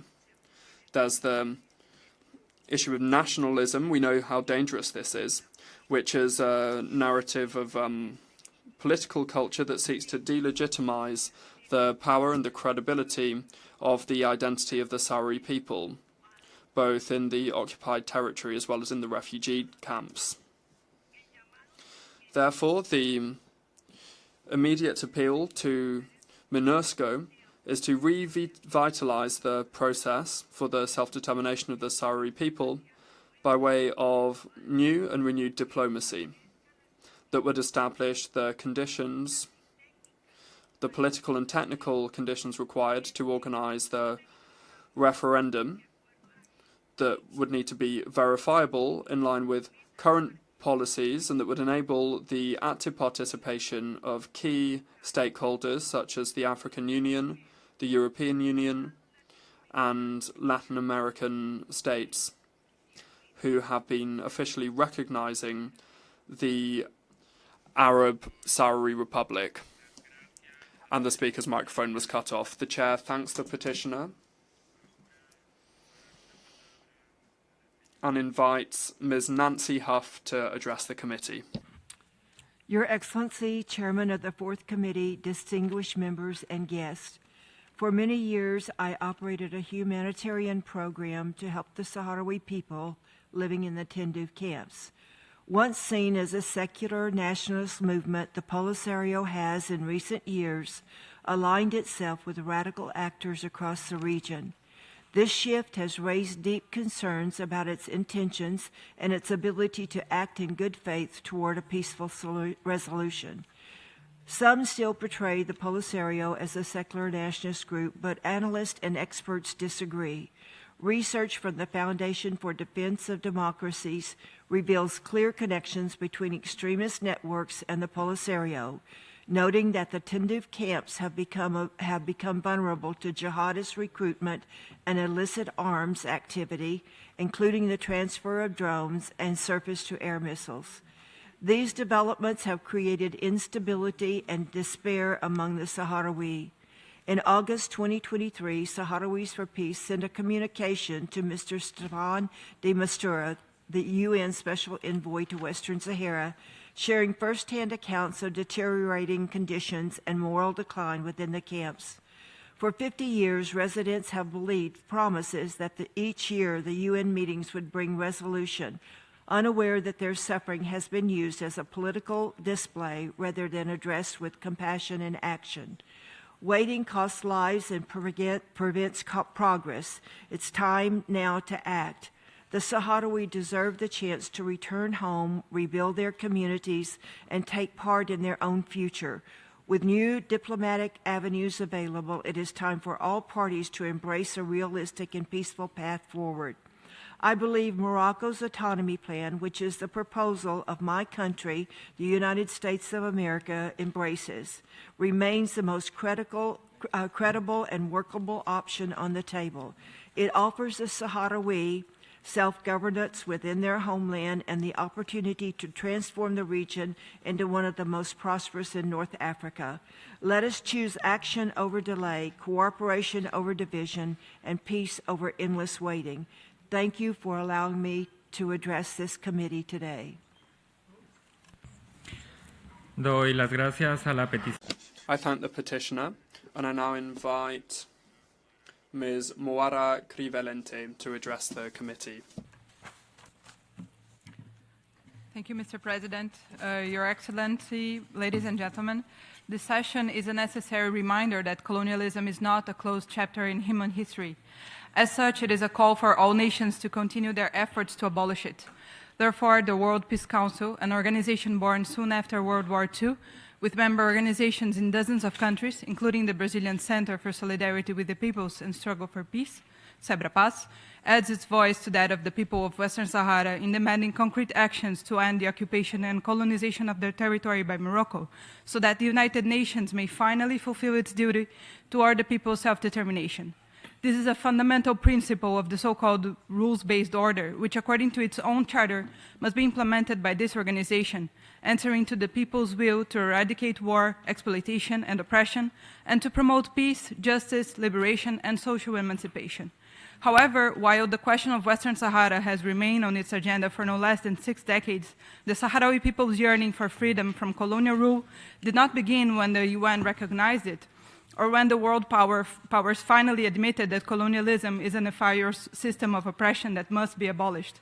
Nor did it end when Morocco occupied Western Sahara 5 long decades ago, claiming to be recovering a territory that was never theirs, seeking but failing to crush the national liberation movement.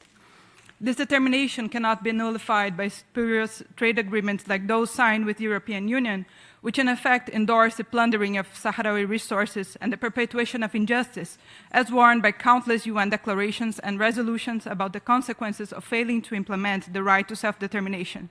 It is not torn from people by torture, by censorship, forced disappearance, displacement, or exile. On the contrary, the Sahrawi people continue their absolute movement toward liberation, resisting the impositions of the occupier and its partners in coercive diplomatic processes that seek their subjugation, thus setting an example for humanity in the process of strengthening their society, having proclaimed their state through their legitimate representative, Front Polisario, its institutions in spite of such adverse conditions. And therefore, it is past time for us to assume our responsibility toward Western Sahara, not with vague calls for a return to failed negotiating frameworks or promoting plans favorable to the occupier, but treating this question instead as a non-negotiable issue of decolonization that must be concluded.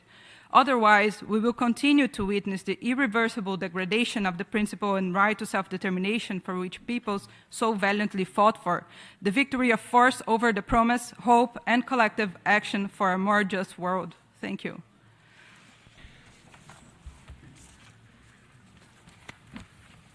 Doy las gracias a la peticionaria. I thank the petitioner, and once again, I'd just like to remind speakers to please speak at a reasonable pace to facilitate the work of the interpreters. I'd also like to remind all speakers of the need to maintain decorum when taking the floor and to please refrain from discussing territories or situations that are not part of the 17 non-autonomous, non-self-governing territories that are on the agenda of the committee. Thank you. I now give the floor to Ms. Mariana Aparicio Ramirez to address the committee. Excellency, thank you for giving me the floor.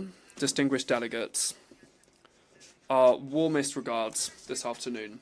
The situation of Moroccan Sahara has been on the international agenda frequently at this organization. At the beginning of the 1990s, there was the ceasefire and a call for peace.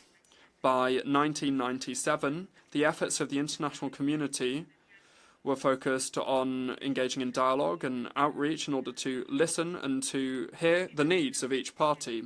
In 2007, the Kingdom of Morocco presented a plan focused on providing autonomy to Moroccan Sahara. The bases of this proposal were focused on providing a better future and fostering economic and social development in this region in the south of the Kingdom of Morocco. The Security Council established Resolution 1754 to create synergy and to work together to find possible solutions to this situation that has been going on now for a bit more than 5 decades. Now, today, at this forum, I'd like us to think about the proposal of the Kingdom of Morocco that seeks to safeguard the well-being of the people in the south.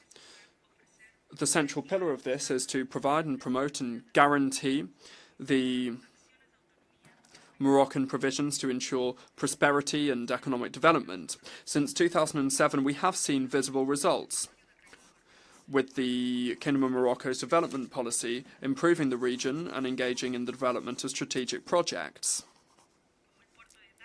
such as the Decolonization Atlantic port, with millions of dirhams invested, that is going to be a hub for trade between Africa, Europe and Asia, and also other measures in the southern provinces. There's also the new motorway that is connecting African and European markets, and we're seeing a ramping up of investments in priority sectors such as renewable energy, modern agriculture, tourism and fishing, incentivizing local employment, reducing unemployment and strengthening the labour market of this region. Public policies stemming from this project benefit from public and private investment, 70 to 30% respectively. We're also seeing private capital from across the world being invested. The actions carried out by the Kingdom of Morocco are testament to their commitment to propose the only viable alternative for this region and are a serious, realistic and credible solution to safeguard the well-being of the southern provinces. This way, we are strengthening legal certainty as well as the macroeconomic stability of the region. This is being guaranteed by the Kingdom of Morocco, and these are conditions that would be almost impossible in a scenario of fragmentation. Thank you very much. I thank the petitioner, and I invite Ms. Marta Chavez Cosillo to address the committee. Moroccan Sahara is not at all an issue of decolonization, but rather a matter of territorial integrity and the national sovereignty of Morocco. Morocco brought this case to the United Nations in 1963, at a time in which the Polisario Front didn't even exist. The dispute over the Moroccan Sahara is one that was created by their eastern region in the context of their eastern neighbour, rather, in the context of the Cold War, questioning the territorial integrity of the kingdom.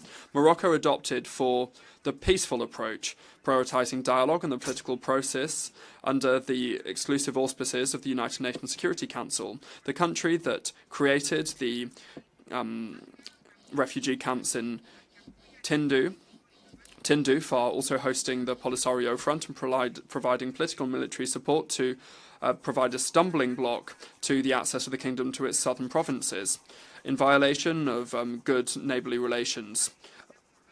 While this is under the sponsorship of the above-mentioned country, efforts are not being spared to delegitimize Morocco's efforts here, and they are questioning the territorial integrity. The Moroccan autonomy plan, in clear demonstration of the credibility of the Moroccan position and the undeniable legitimacy that they have over their Saharan provinces. The referendum we've heard a lot about this afternoon has been discarded by the United Nations, and this has been the case for more than 20 years now. In order instead to have a realistic and lasting solution, the UN Security Council has recognized the serious nature of the Moroccan autonomous proposal of 2007 as a credible basis for negotiations. This dynamic has led to the organisation of roundtables in which representatives, Sahrawi-elected representatives, have participated, laying bare the democratic and social reality of this region. There are consulates from more than 30 countries here, and they are recognising the Moroccanness of the Sahara. There's also more than 3/4 of the UN member states who are not recognising these entities. In Morocco, they democratically elect their representatives, and these representatives participate in regional development and contribute to it. There's also more than 120 states who have recognised that the Moroccan Autonomy Plan is the only outcome to this artificial political conflict, and shows that it's necessary in order to achieve stability and shared prosperity. Thank you. I thank the petitioner, and just to remind you, please speak at a reasonable speed so the interpreters can do your words justice. I now give the floor to Mr. Javier Fernandez Arribas. Chairman, thank you. 3.5 years, Spain decided to support the Moroccan initiative as the only credible solution to resolve the regional conflict on Moroccan Sahara, starting a policy of blackmail.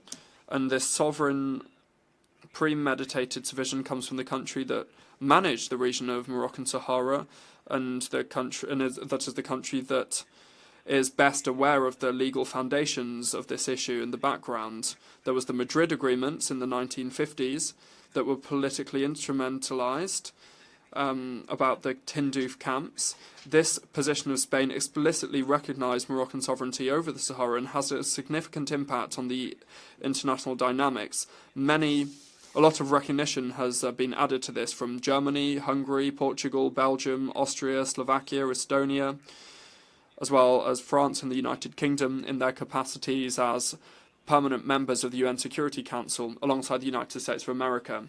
The effect of each and every one of these decisions cannot be summarized to mathematical calculation, but rather it's the result of a decision where other countries have decided to join this consensus supporting the Moroccanness of the Sahara and reaffirming the fact that the Moroccan initiative is the only way to resolve this artificial conflict that has been kept alive by adverse actors in the region. They are opting for the solution promoted by the UN Security Council in its resolutions, including 2756. The neighbour of Morocco alone is engaged in a process that is ineffective and obsolete and has been replaced by a political solution whose parameters have been clearly defined since 2017, being adjusted to the Moroccan Autonomy Initiative.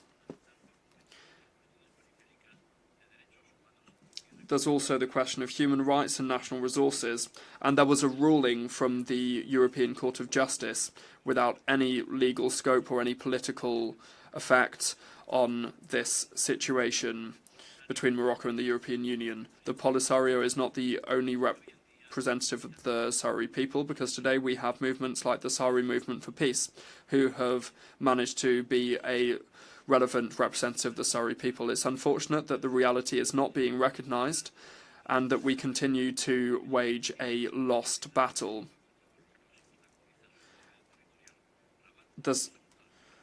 Rabat is not insulting the future and is reaching out to its neighbour time and again for this to organise the referendum. The speaker's microphone was cut off, says the interpreter. The chair thanks the petitioner. And I now invite Mr. Lorenzo Fabili to address the committee. Estimated President, ladies and gentlemen, I'm a city councillor in Fucecchio, Florence, and a member of URIA, Association of Solidarity with the Sahrawi People. I'm here to represent the voice of many local authorities in Italy that over the years have embraced the Sahrawi cause, thanks to the tireless work of associations committed to supporting their right to self-determination.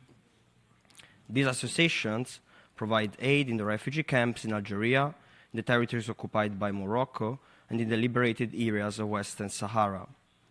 Humanitarian missions deliver medical and educational supplies, while cooperation projects, especially in sport, offer children and adults moments of normality and hope.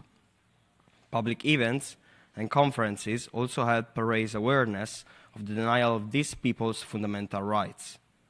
The strong bond between Italian municipalities and the Sahrawi people is expressed each summer through the Little Ambassador of Peace project. For 2 months, Sahrawi children are hosted by communities and volunteers across Italy. This is not a simple holiday, but a profoundly human experience.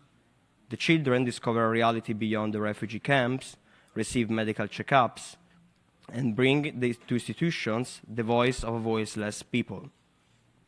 In 2025, 123 children and 25 chaperones were welcomed thanks to the effort of 200 municipalities, 240 organizations, and more than 2,000 volunteers.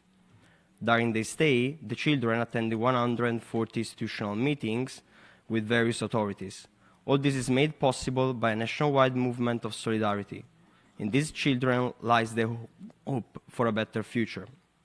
Yet, on our own, we can only do so much. They cannot continue to live in a conflict that has lasted for 50 years, forcing them far from their homeland, illegally occupied. For this reason, the Italian Solidarity Movement calls on the Fourth Committee to accelerate the peace process and to do everything in its power to achieve a referendum on self-determination.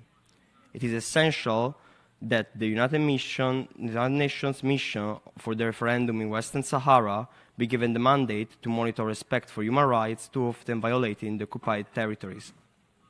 We can remain human if we don't give up seeing what's happening around us. We can't abandon these children, these people. Thank you for your attention. Doy las gracias al peticionario e invito. I thank the petitioner, and I now invite Ms. Martha Esther Guerra Muñoz to address the committee.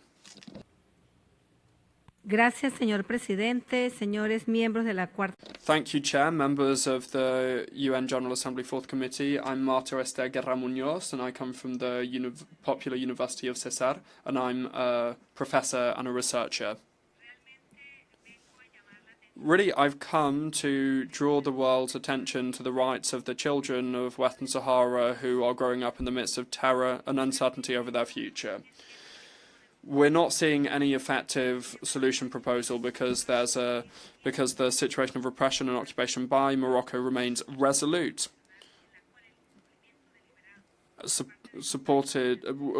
including support from Spain, where de jure we're seeing a situation of uncertainty and a lack of well-being, where we are not meeting their hopes and we are limiting their life projects, creating a situation where they're not able to see a better future in a harmonious state. Your Excellencies, the fact is that we need to propose solutions that eliminate the threats. However, at this stage of their lives, we're only seeing a small amount of compassion and responsibility. They are in exile and relying on humanitarian aid and not able to develop economically and socially as the world evolves. So the suggestions I'd like to make are to bear in mind the rights of children, Article 38, to shelter them from any conflict anywhere in the world. Also, accountability for the military occupying power for not complying with the law. 3, it's necessary to reaffirm the sentence handed down by the European Court of Justice as to the illegal exploitation of their natural resources, which is causing economic marginalization. Number 4, we respectfully request that United Nations make immediate progress to ensure the political right of achieving self-determination, putting an end to Morocco's occupation, and to eliminate the serious suffering, because there are political and legal foundations to put an end to this conflict. Thank you very much. Good afternoon. I thank the petitioner, and I now invite Mr. Jamal Kamal. سيدي الرئيس أصحاب السعادة اللجنة الرابعة. Mr. Chairman, ladies and gentlemen, I first and foremost would like to express that I am pleased to participate in the work of this fourth committee. This reflects the commitment of the Kingdom of Bahrain to pursue these questions, namely the protection of development. I would like to talk about the question of Moroccan Sahara. This is one of the most important questions. According to our experience, the Moroccan Autonomy Initiative of 2007 represents a practical solution today. This initiative is supported increasingly. 118 countries indeed have supported this plan. Most of the EU countries and 3 permanent members of the Security Council have supported this. The US also reiterated its support for this plan and initiative. This means that the international community believes that the initiative is the best way of resolving this conflict. This support should not just be a dead letter. It has not been indeed. More than 30 consulates in Yaoun and Dakhla have been opened. Arab, African and other countries have made that southern area or region an active one. This acknowledges the Moroccan nature of Sahara, of Moroccan Sahara.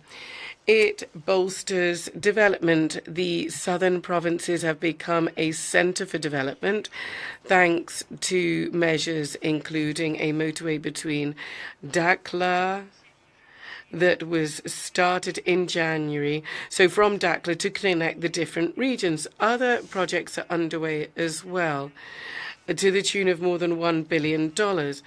Ports that are to link Africa and Europe.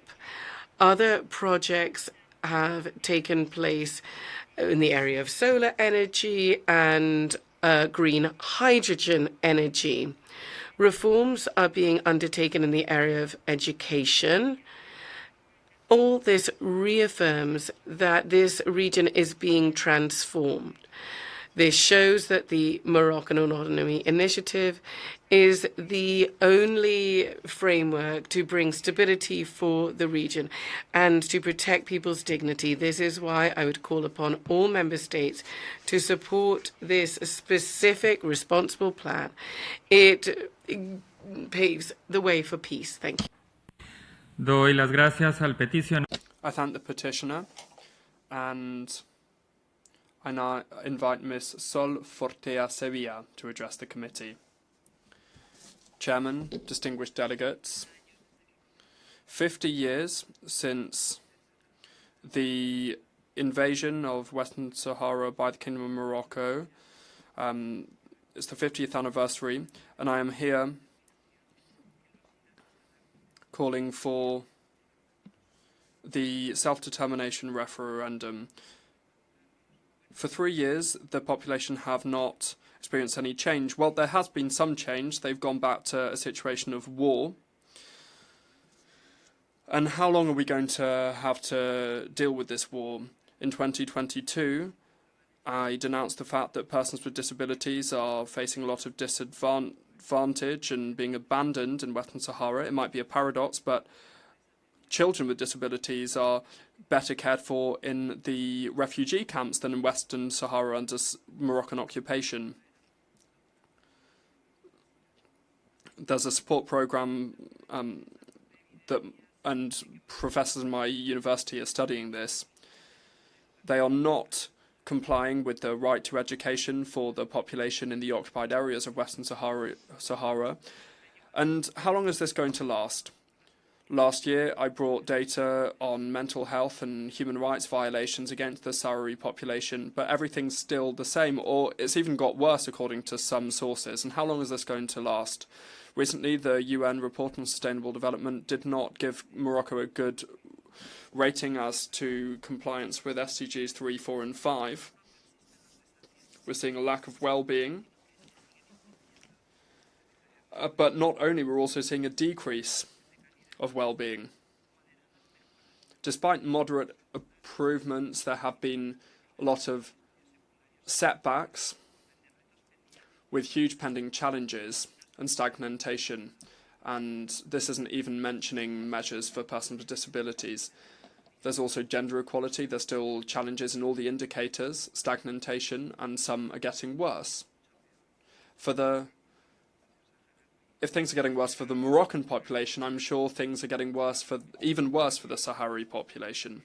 The chair would like to remind the petitioner that she must stick to the territory under review this afternoon. You may continue. You have 39 seconds left, says the chair. I apologise, says the speaker. I'm asking for the self-determination referendum to be organised so that the Sahrawi people can decide on their future, the future of their country, and to promote sustainable development, and for their citizens to recover their dignity and their human rights. Lastly, I recall that the only legal representative here before the United Nations is the Polisario Front. Thank you very much. The chair thanks the petitioner and invites Mr. Sergio Ramirez Galindo to address the committee. Distinguished delegates, I represent the movement for solidarity and friendship with the Sahrawi people of the Canary Islands. It's 50 years since Western Sahara was invaded by the Kingdom of Morocco. Despite the fact that many years have gone by, the situation hasn't changed at all. The many attempts by the United Nations and statements made haven't achieved this either.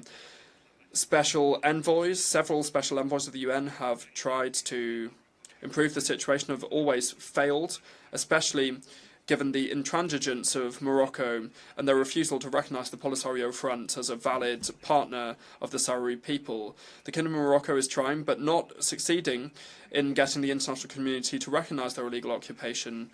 They are only seeing tentative support that is not based on international law, and unfortunately, using emigration and security, they're not going to achieve what they want. Western Sahara is not Moroccan, and it never will be either. Common sense prevails in countries where they understand that international law is the basis of coexistence between countries, despite this failed attempt and the New World Order. The patience of the Sahrawi people has a limit. There are many resolutions of the UN that give the right to free and impartial referendum, free of external pressure. Is Morocco scared of having a referendum, or are they scared of the results of such a referendum? It's this committee's obligation to ensure that we do not contribute to perpetuating this genocide. We already have too many today. The population of occupied territories are suffering from the arbitrary nature of occupation. What is the King of Morocco and his government scared of? At the same time, we see theft of the natural resources and violations of recent rulings by the European Court of Justice. I have a point of order. Morocco has requested the floor, says the chair. Thank you, Mr. Chair, and allow me at the beginning to congratulate you for assuming this chairmanship and also for the way you're leading actually this meeting. The petitioner who is taking the floor now used this platform to address, to use some unacceptable wordings. First of all, let me just to remind all the petitioners, we're here working in a constructive way, and only the situations being discussed under discussion by this committee need to be covered by the petitioners. They are here to petitioner and not to advocate for any propaganda or allegations against my country.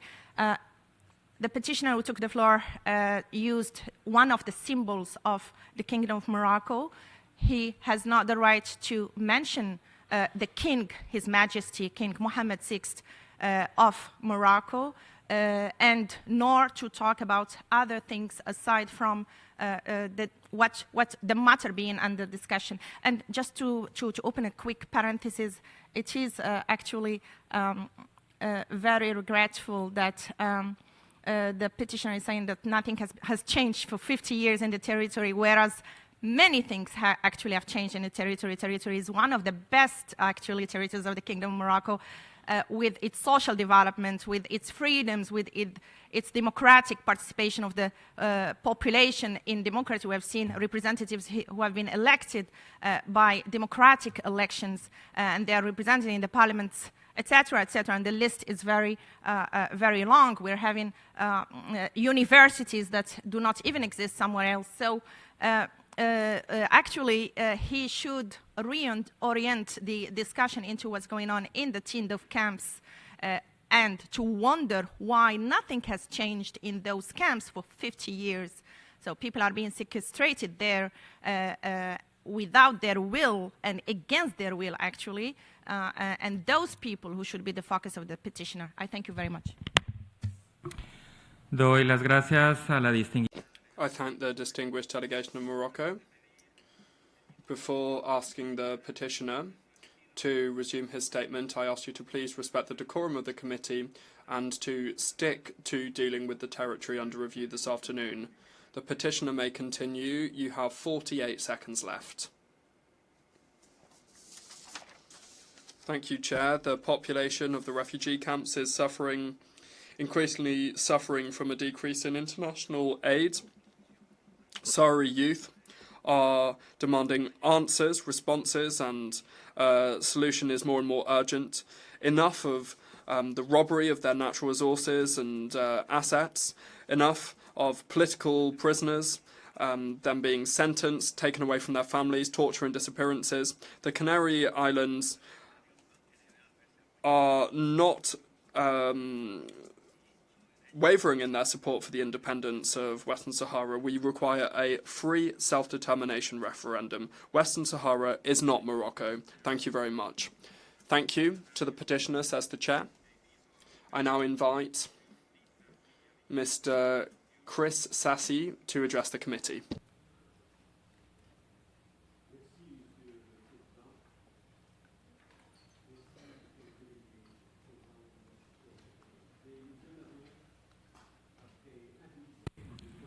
Micrófono para el peticionario. Microphone for the petitioner, please.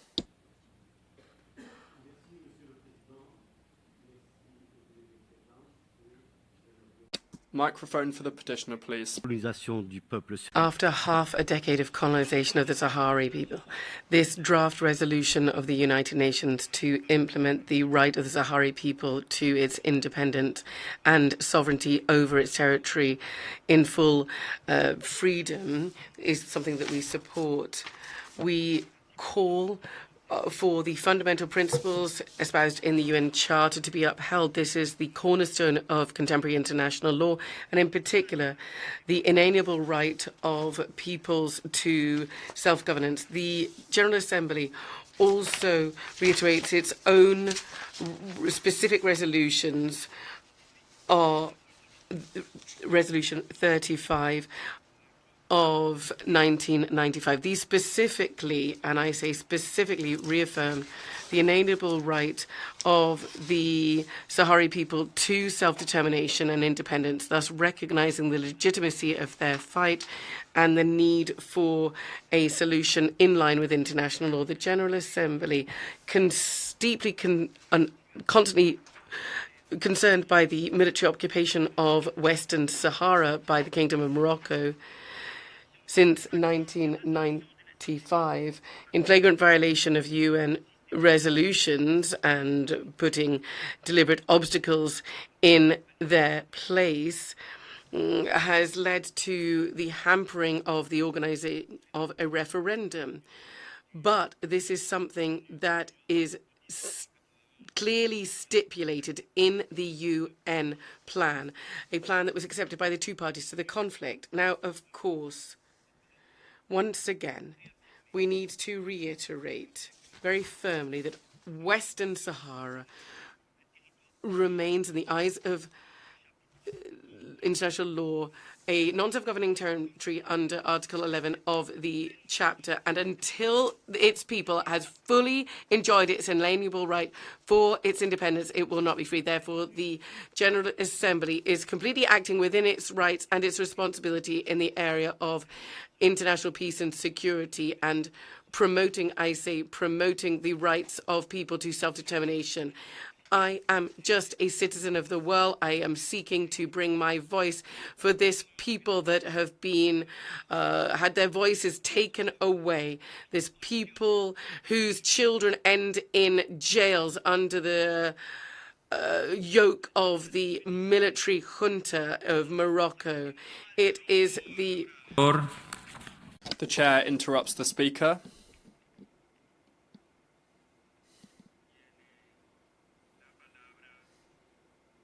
I give the floor to the distinguished delegation of Morocco. Muchas gracias, señor presidente. Thank you very much, Chair. The speaker again, and here to plead through you, Mr. Chair, that the speakers respect the quorum and respect member states and respect their institutions, including the military institutions. Using some adjectives and also raising the tone doesn't change anything from the fact that the conflict has 4 parties and not the 2 parties that the petitioner is saying. And such statements exceed the mandate of petitioners and undermine objective discourse of petitioning. So this statement veers into political campaigning, actually, rather than factual statements. And we'd like to, again, through you, Mr. Chair, to kindly request all the petitioners to respect this quorum and respect this assembly and avoid using any terminology that is disrespectful to the petitioners themselves and then to member states. I thank you. Doy las gracias a la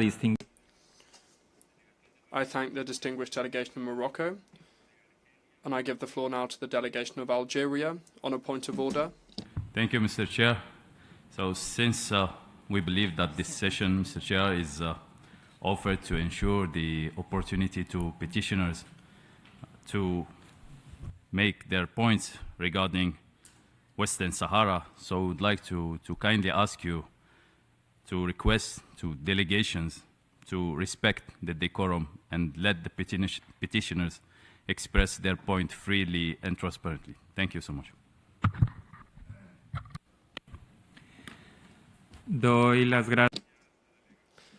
I thank the delegation of Algeria, and I now give the floor to the delegation of Morocco, who have requested it for a second time. Thank you very much, Mr. Chair, and I would like to really reassure my brother from Algeria that we do respect the freedom of expression to all the petitioners, and they are here to express themselves within the framework of the mandate they are here for. And I appeal that everyone from the petitioners understand the mandate they are here for, the framework of petitioner, aside from propaganda and aside from attacking symbols of member states, attacking the quorum of this meeting, and also using disrespectful terminology that is not agreeable to anyone.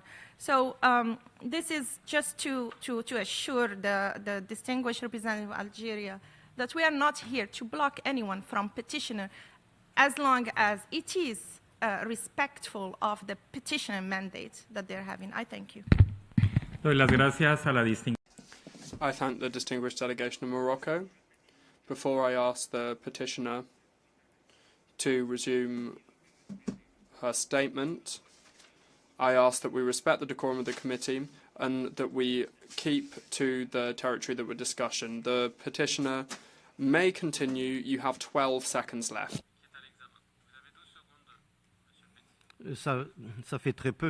Well, 12 seconds isn't very much, but okay. I'd like to reiterate that the EU Court of Justice ruled repeatedly that... Doy las gracias al... I thank the petitioner.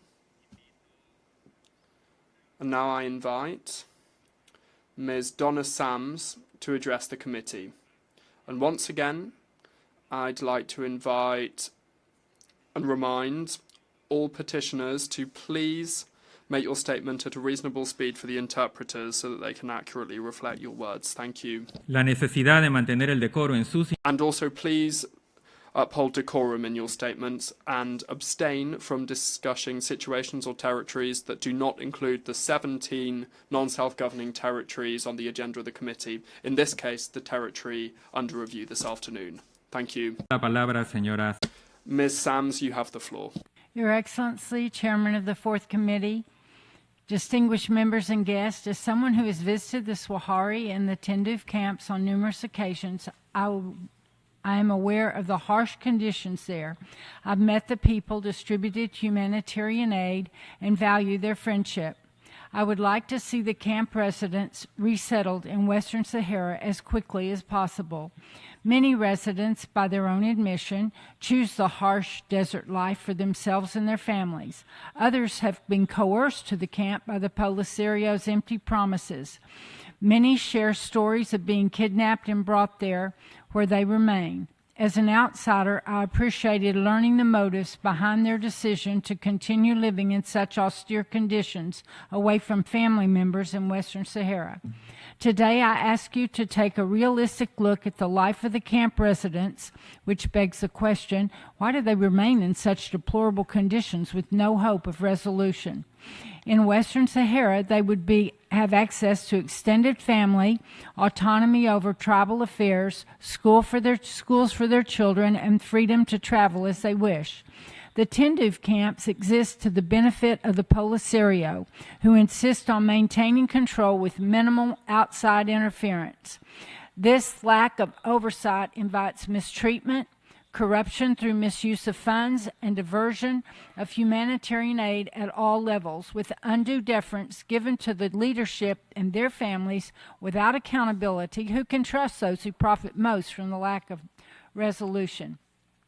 Visitors to the camps often see residents portrayed as helpless individuals needing aid, yet large portions of that aid are sold on the black market and for the benefit of the Polisario. They have much to gain by maintaining the current arrangement. For almost 50 years, humanitarian aid agencies have based their work on inflated numbers provided by the Polisario. Excess aid intended for the residents has been found in other North African countries, as documented by the 2014 European Anti-Fraud Office. The Polisario undermines itself when he asks for governments and NGOs, yet refuses to allow anyone to conduct a census to those under its supervision. Any agency sending aid under such conditions does it so at its own peril. The World Food Program recently requested a head count of camp residents. So far, the Polisario has made no effort to collect data. Since they have declined to act, I request that the UN or independent agencies designated by the UN provide a head count and audit conditions in the camps.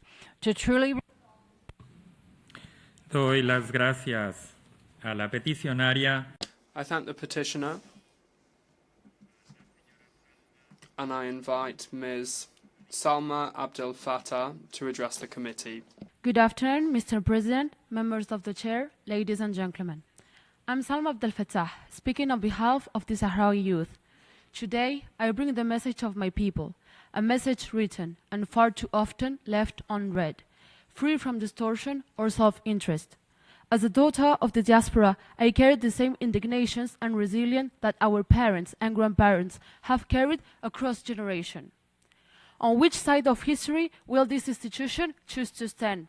On the side of passivity, hidden in the comfort of inaction, or on the side of its promise to uphold the will of oppressed people? I echo the words of Your Excellency, Mr. Antonio Gutierrez. The situation is of grave concern, and the most concerning part is to even consider the autonomy plan proposed by Morocco, which goes against every moral and every commitment of this institution. The only fair and lasting solution is the plan of self-determination, as established in the UN Charter and the Constitutive Act of the African Union, with its true representative, the Polisario Front. Your Excellencies, if Morocco is so certain that the Sahrawi people wish to belong to its sovereignty, then why has Morocco perpetually blocked the holding of a referendum? In the absence of decisive actions, the occupying state wastes no time in intensifying the exploitation of our lands. Exploring the resources of an occupied territory is not an investment, it is an act of disposition and a clear violation of international law. Associating this project with so-called green energy does not in any way justify their implementation. Those initiatives labeled as green are such only in name, much like the so-called Green March, which ended up being one of the darkest chapters in the history of the region. Indeed, hiding misery under the spotlights seems to be Morocco's favorite occupation. They silence the voice of those who raise up, and no one who's opposed to the monarchy is spared, not even their own people, as recent protests have shown. Interrumpo a la oradora por una moción de orden. I would like to interrupt the speaker because of a point of order. I give the floor to the representative of Morocco. Thank you very much, Mr. Chair, and apologies to interrupt the discussions again. I really started, while listening to this statement with the hope that as a representative of youth would speak with the rationale that is needed and to speak about the oppressed youth in the Tindouf camps and to think about a better future and brighter future, just like the youth in the Moroccan Sahara. But anyway, she's going again with the propaganda discussions and even saying that her real representative is the so-called Polisario. I wonder when she elected that Polisario. When is that being even, it's not even realistic. But anyway, I am interrupting her just because, again, she mentioned one of the symbols of the Kingdom of Morocco. And through you again, Mr. Chair, I appeal that all petitioners stick to the language and be respectful of the quorum and not mention anything else aside from the matter under discussion. And we all know what the symbols are. So if you want me, Mr. Chair, I can cite them there, or we can listen and then continue interrupting if the petitioner goes beyond the mandate they're here for, which is to petition. Thank you. Doy las gracias a la distinguida. I thank the representative of Morocco and I give the floor to South Africa. Thank you, Chair. Thank you to Morocco for the intervention. We understand the need for decorum. However, we would also ask the Kingdom of Morocco not to denigrate any of the petitioners that are here today. Many petitioners have traveled from far and wide to come today to address this committee, and we understand the need to intervene when certain words are stated by petitioners. However, we would call for the Kingdom of Morocco to not place any negative connotations on persons or petitioners that are coming before this committee. Thank you. Doy las gracias a la distinguida. I thank the representative of South Africa and I give the floor to Algeria. Thank you, Mr. Chair. Just also here to echo the comments made by my colleague from South Africa, just to clarify to my sister from Morocco that this session is dedicated to hear the petitioners, and we need to listen to them. I mean, let them say what they have to say and express their position, and not interrupt them every time that you hear something that you don't want to listen. So just would like to once again, Chair, to ask you kindly to ask the representative of Morocco to respect the decorum and let the people intervene freely. Thank you so much. Doy las gracias a la distinguida delegación de Argelia y doy ahora la palabra.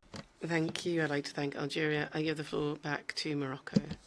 Thank you very much. And I think that the irony is very evident. We didn't interrupt those who spoke before, only those who are going beyond the mandate, which is to petition.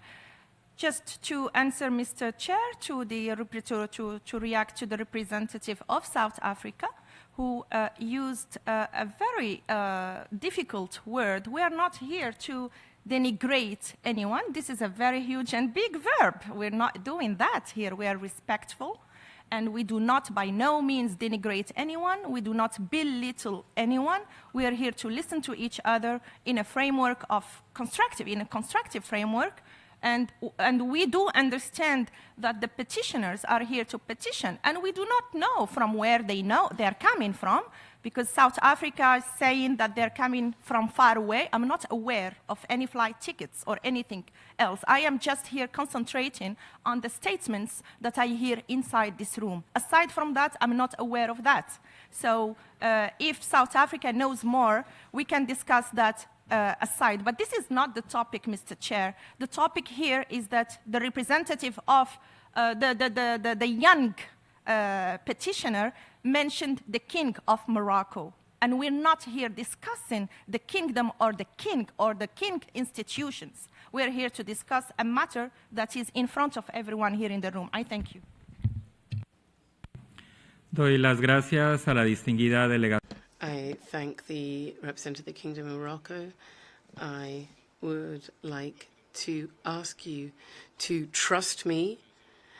For more than 2 hours, I've been chairing this meeting. We just have about half an hour. I think we can continue cordially and in a civilized manner, since we've done from the start of this meeting. Before I give the floor to the petitioner, I would like to remind the petitioner to respect decorum within this committee and to stick to the subject under discussion. I give the floor to the petitioner, who has 49 seconds. Thank you. Chair, here we have a clear example of my point. This alone speaks volumes about the violence inflicted on the Sahrawi people for decades.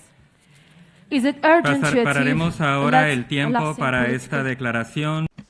We are going to interrupt this statement. I give the floor to the representative of Morocco.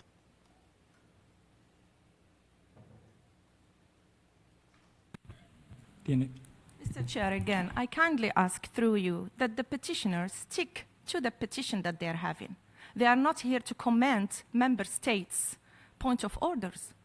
I am not a clear example of anything. I am here correcting the petition of the petitioner who went outside the framework. The young petitioner is free to talk about whatever she wants, but within the respect of the quorum, the things that you said, Mr. Chair, from the beginning, respecting the quorum, respecting member states. I thank you. Doy las gracias a la distinguida. I thank the distinguished representative of Morocco. I'll give the floor back to the petitioner. And if the statement does not stick to the territories under review, then I will move straight on to the next speaker on my list. You have the floor for 36 seconds. Urgent to achieve a lasting political solution, and it must be done without delay. Because the living conditions in the Tindouf refugee camp have reached a critical point and demand an immediate response from the international community. For future generations, growing up under occupation is no longer an option. Growing up without freedom and deprived of fundamental rights is no longer an option. My generation is more than ready to build a better future for our homeland. And let us remember that no border can stop an idea. Without justice. Doy las gracias a la. I thank the petitioner. And now I invite Mr. Mahmoud Abdel Fattah Sheikh Mohammed to address the committee. A ver, no está encendido el micrófono. Buenas tardes, su señoría. Good afternoon, ladies and gentlemen. I'm Mahmoud Abdel Fattah, I'm from Spain. Today we're meeting for yet another year, disappointed in international organisations and their position on Western Sahara. This fourth committee has not put sufficient pressure on Morocco to get them to comply with international law. The Sahrawi in the area occupied by Morocco are humiliated, destitute on their own land without any right to defend themselves, and their political prisoners don't have any defence either. Our people, under their champion, the Polisario Front, are waging a just fight, and we recall that this conflict is a matter of decolonisation, recognised by the United Nations Charter since 1963. We express our profound concern and disagreement with any initiative that deviates from international legal frameworks and relevant resolutions. of international law, as well as General Assembly resolutions of the United Nations. We underscore and emphasize the fact that any solution imposed unilaterally without the free and authentic consent of our people is in violation of the principles of international law.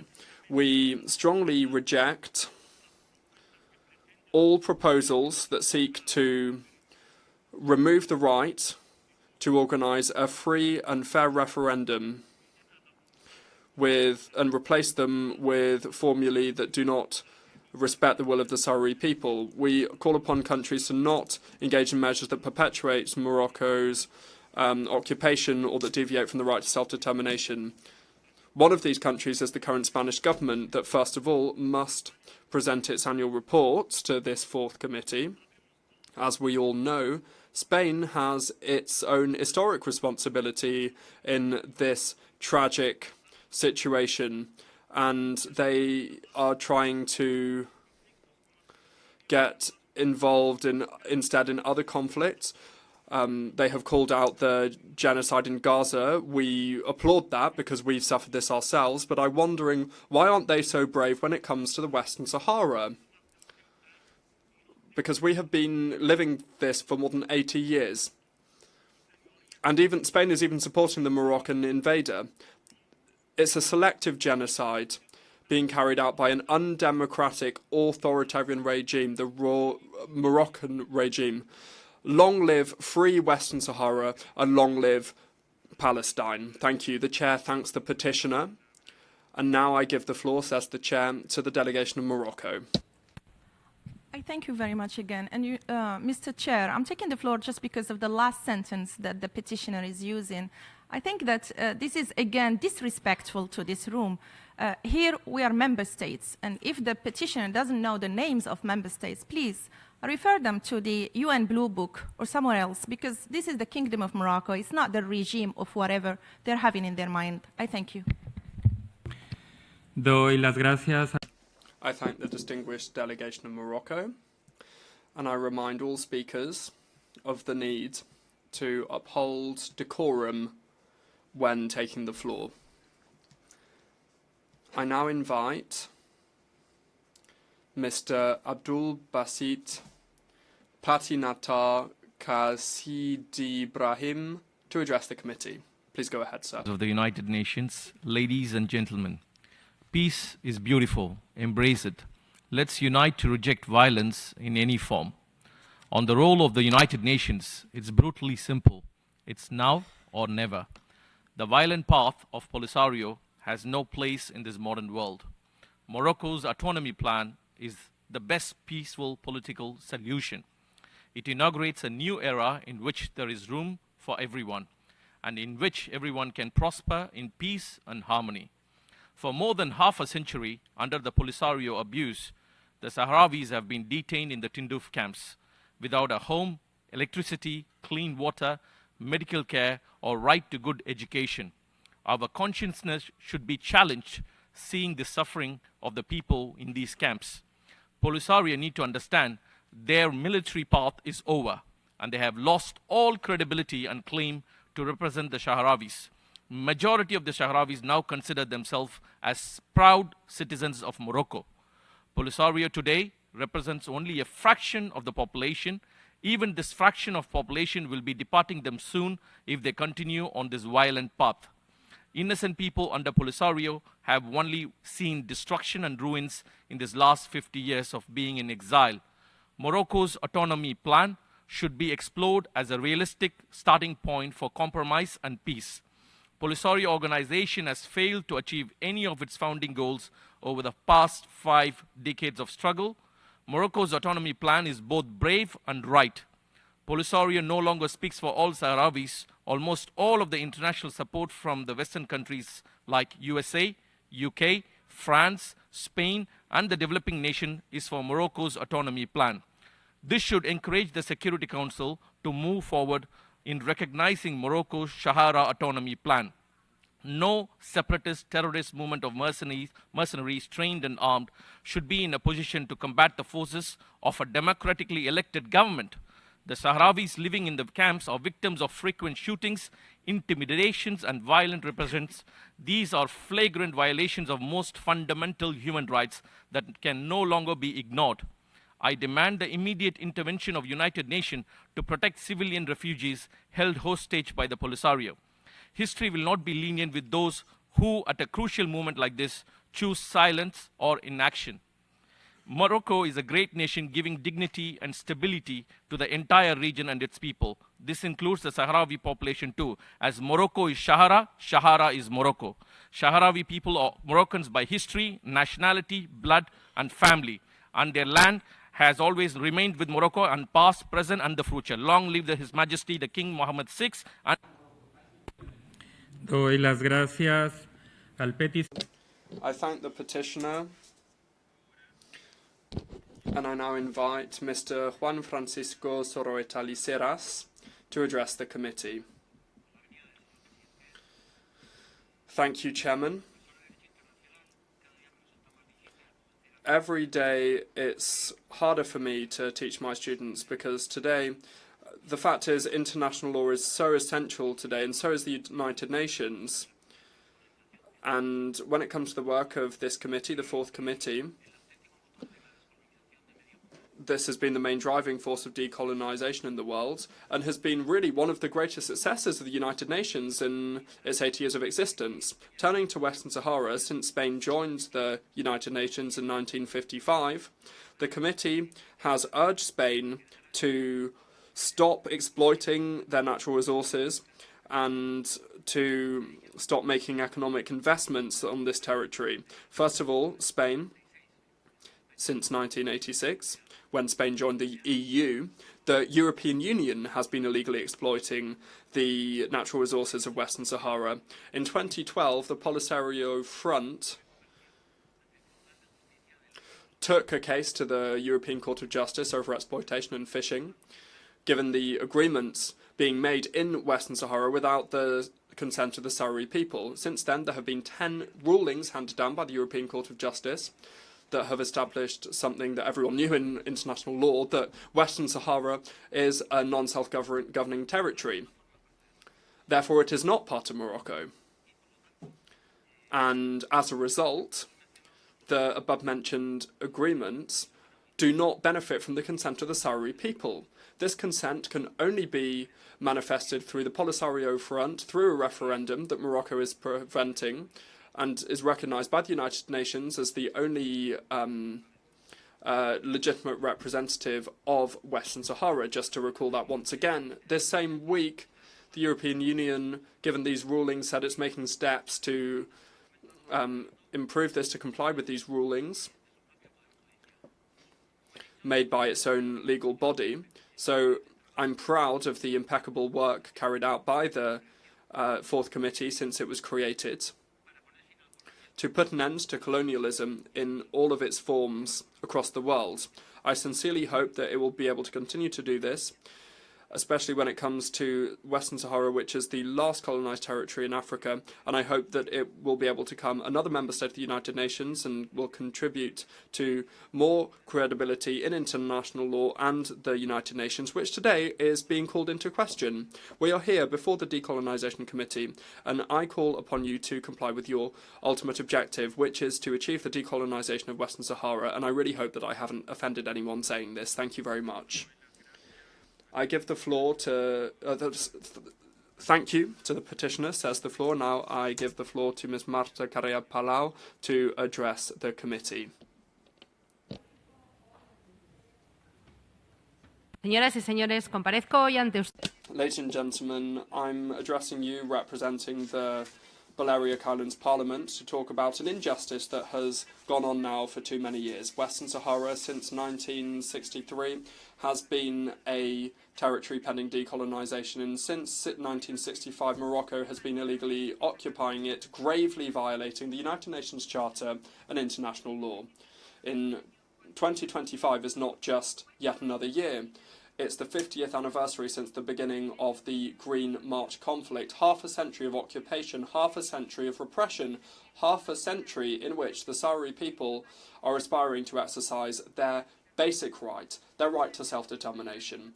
Over these 50 years of occupation by Morocco, we have seen constant human rights violations, the exploitation of natural resources, and repression against those that raise their voices against this. These are not isolated crimes, they are international crimes. It's necessary to toughen our demands in calling for compliance with the 1991 and other resolutions of the Security Council.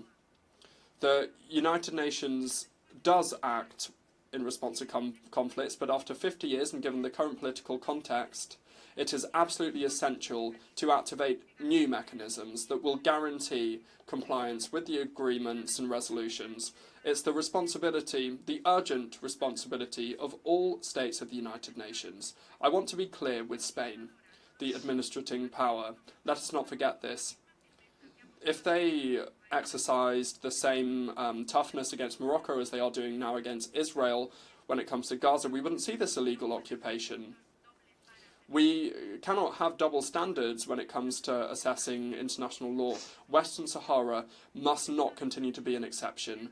The Spanish state is the one that is mainly responsible, and they can enable them to be a free people, and they must assume the leadership and the political drive required to ensure that UN resolutions are abided by. The Sahrawi people are not asking for any type of privileges. What they're asking for is justice, to put an end to Morocco's occupation, Morocco's looting and pillaging, and that for their right to self-determination to be recognised. The United Nations must rise to the promises of its own charter that is soon to be 80 years old.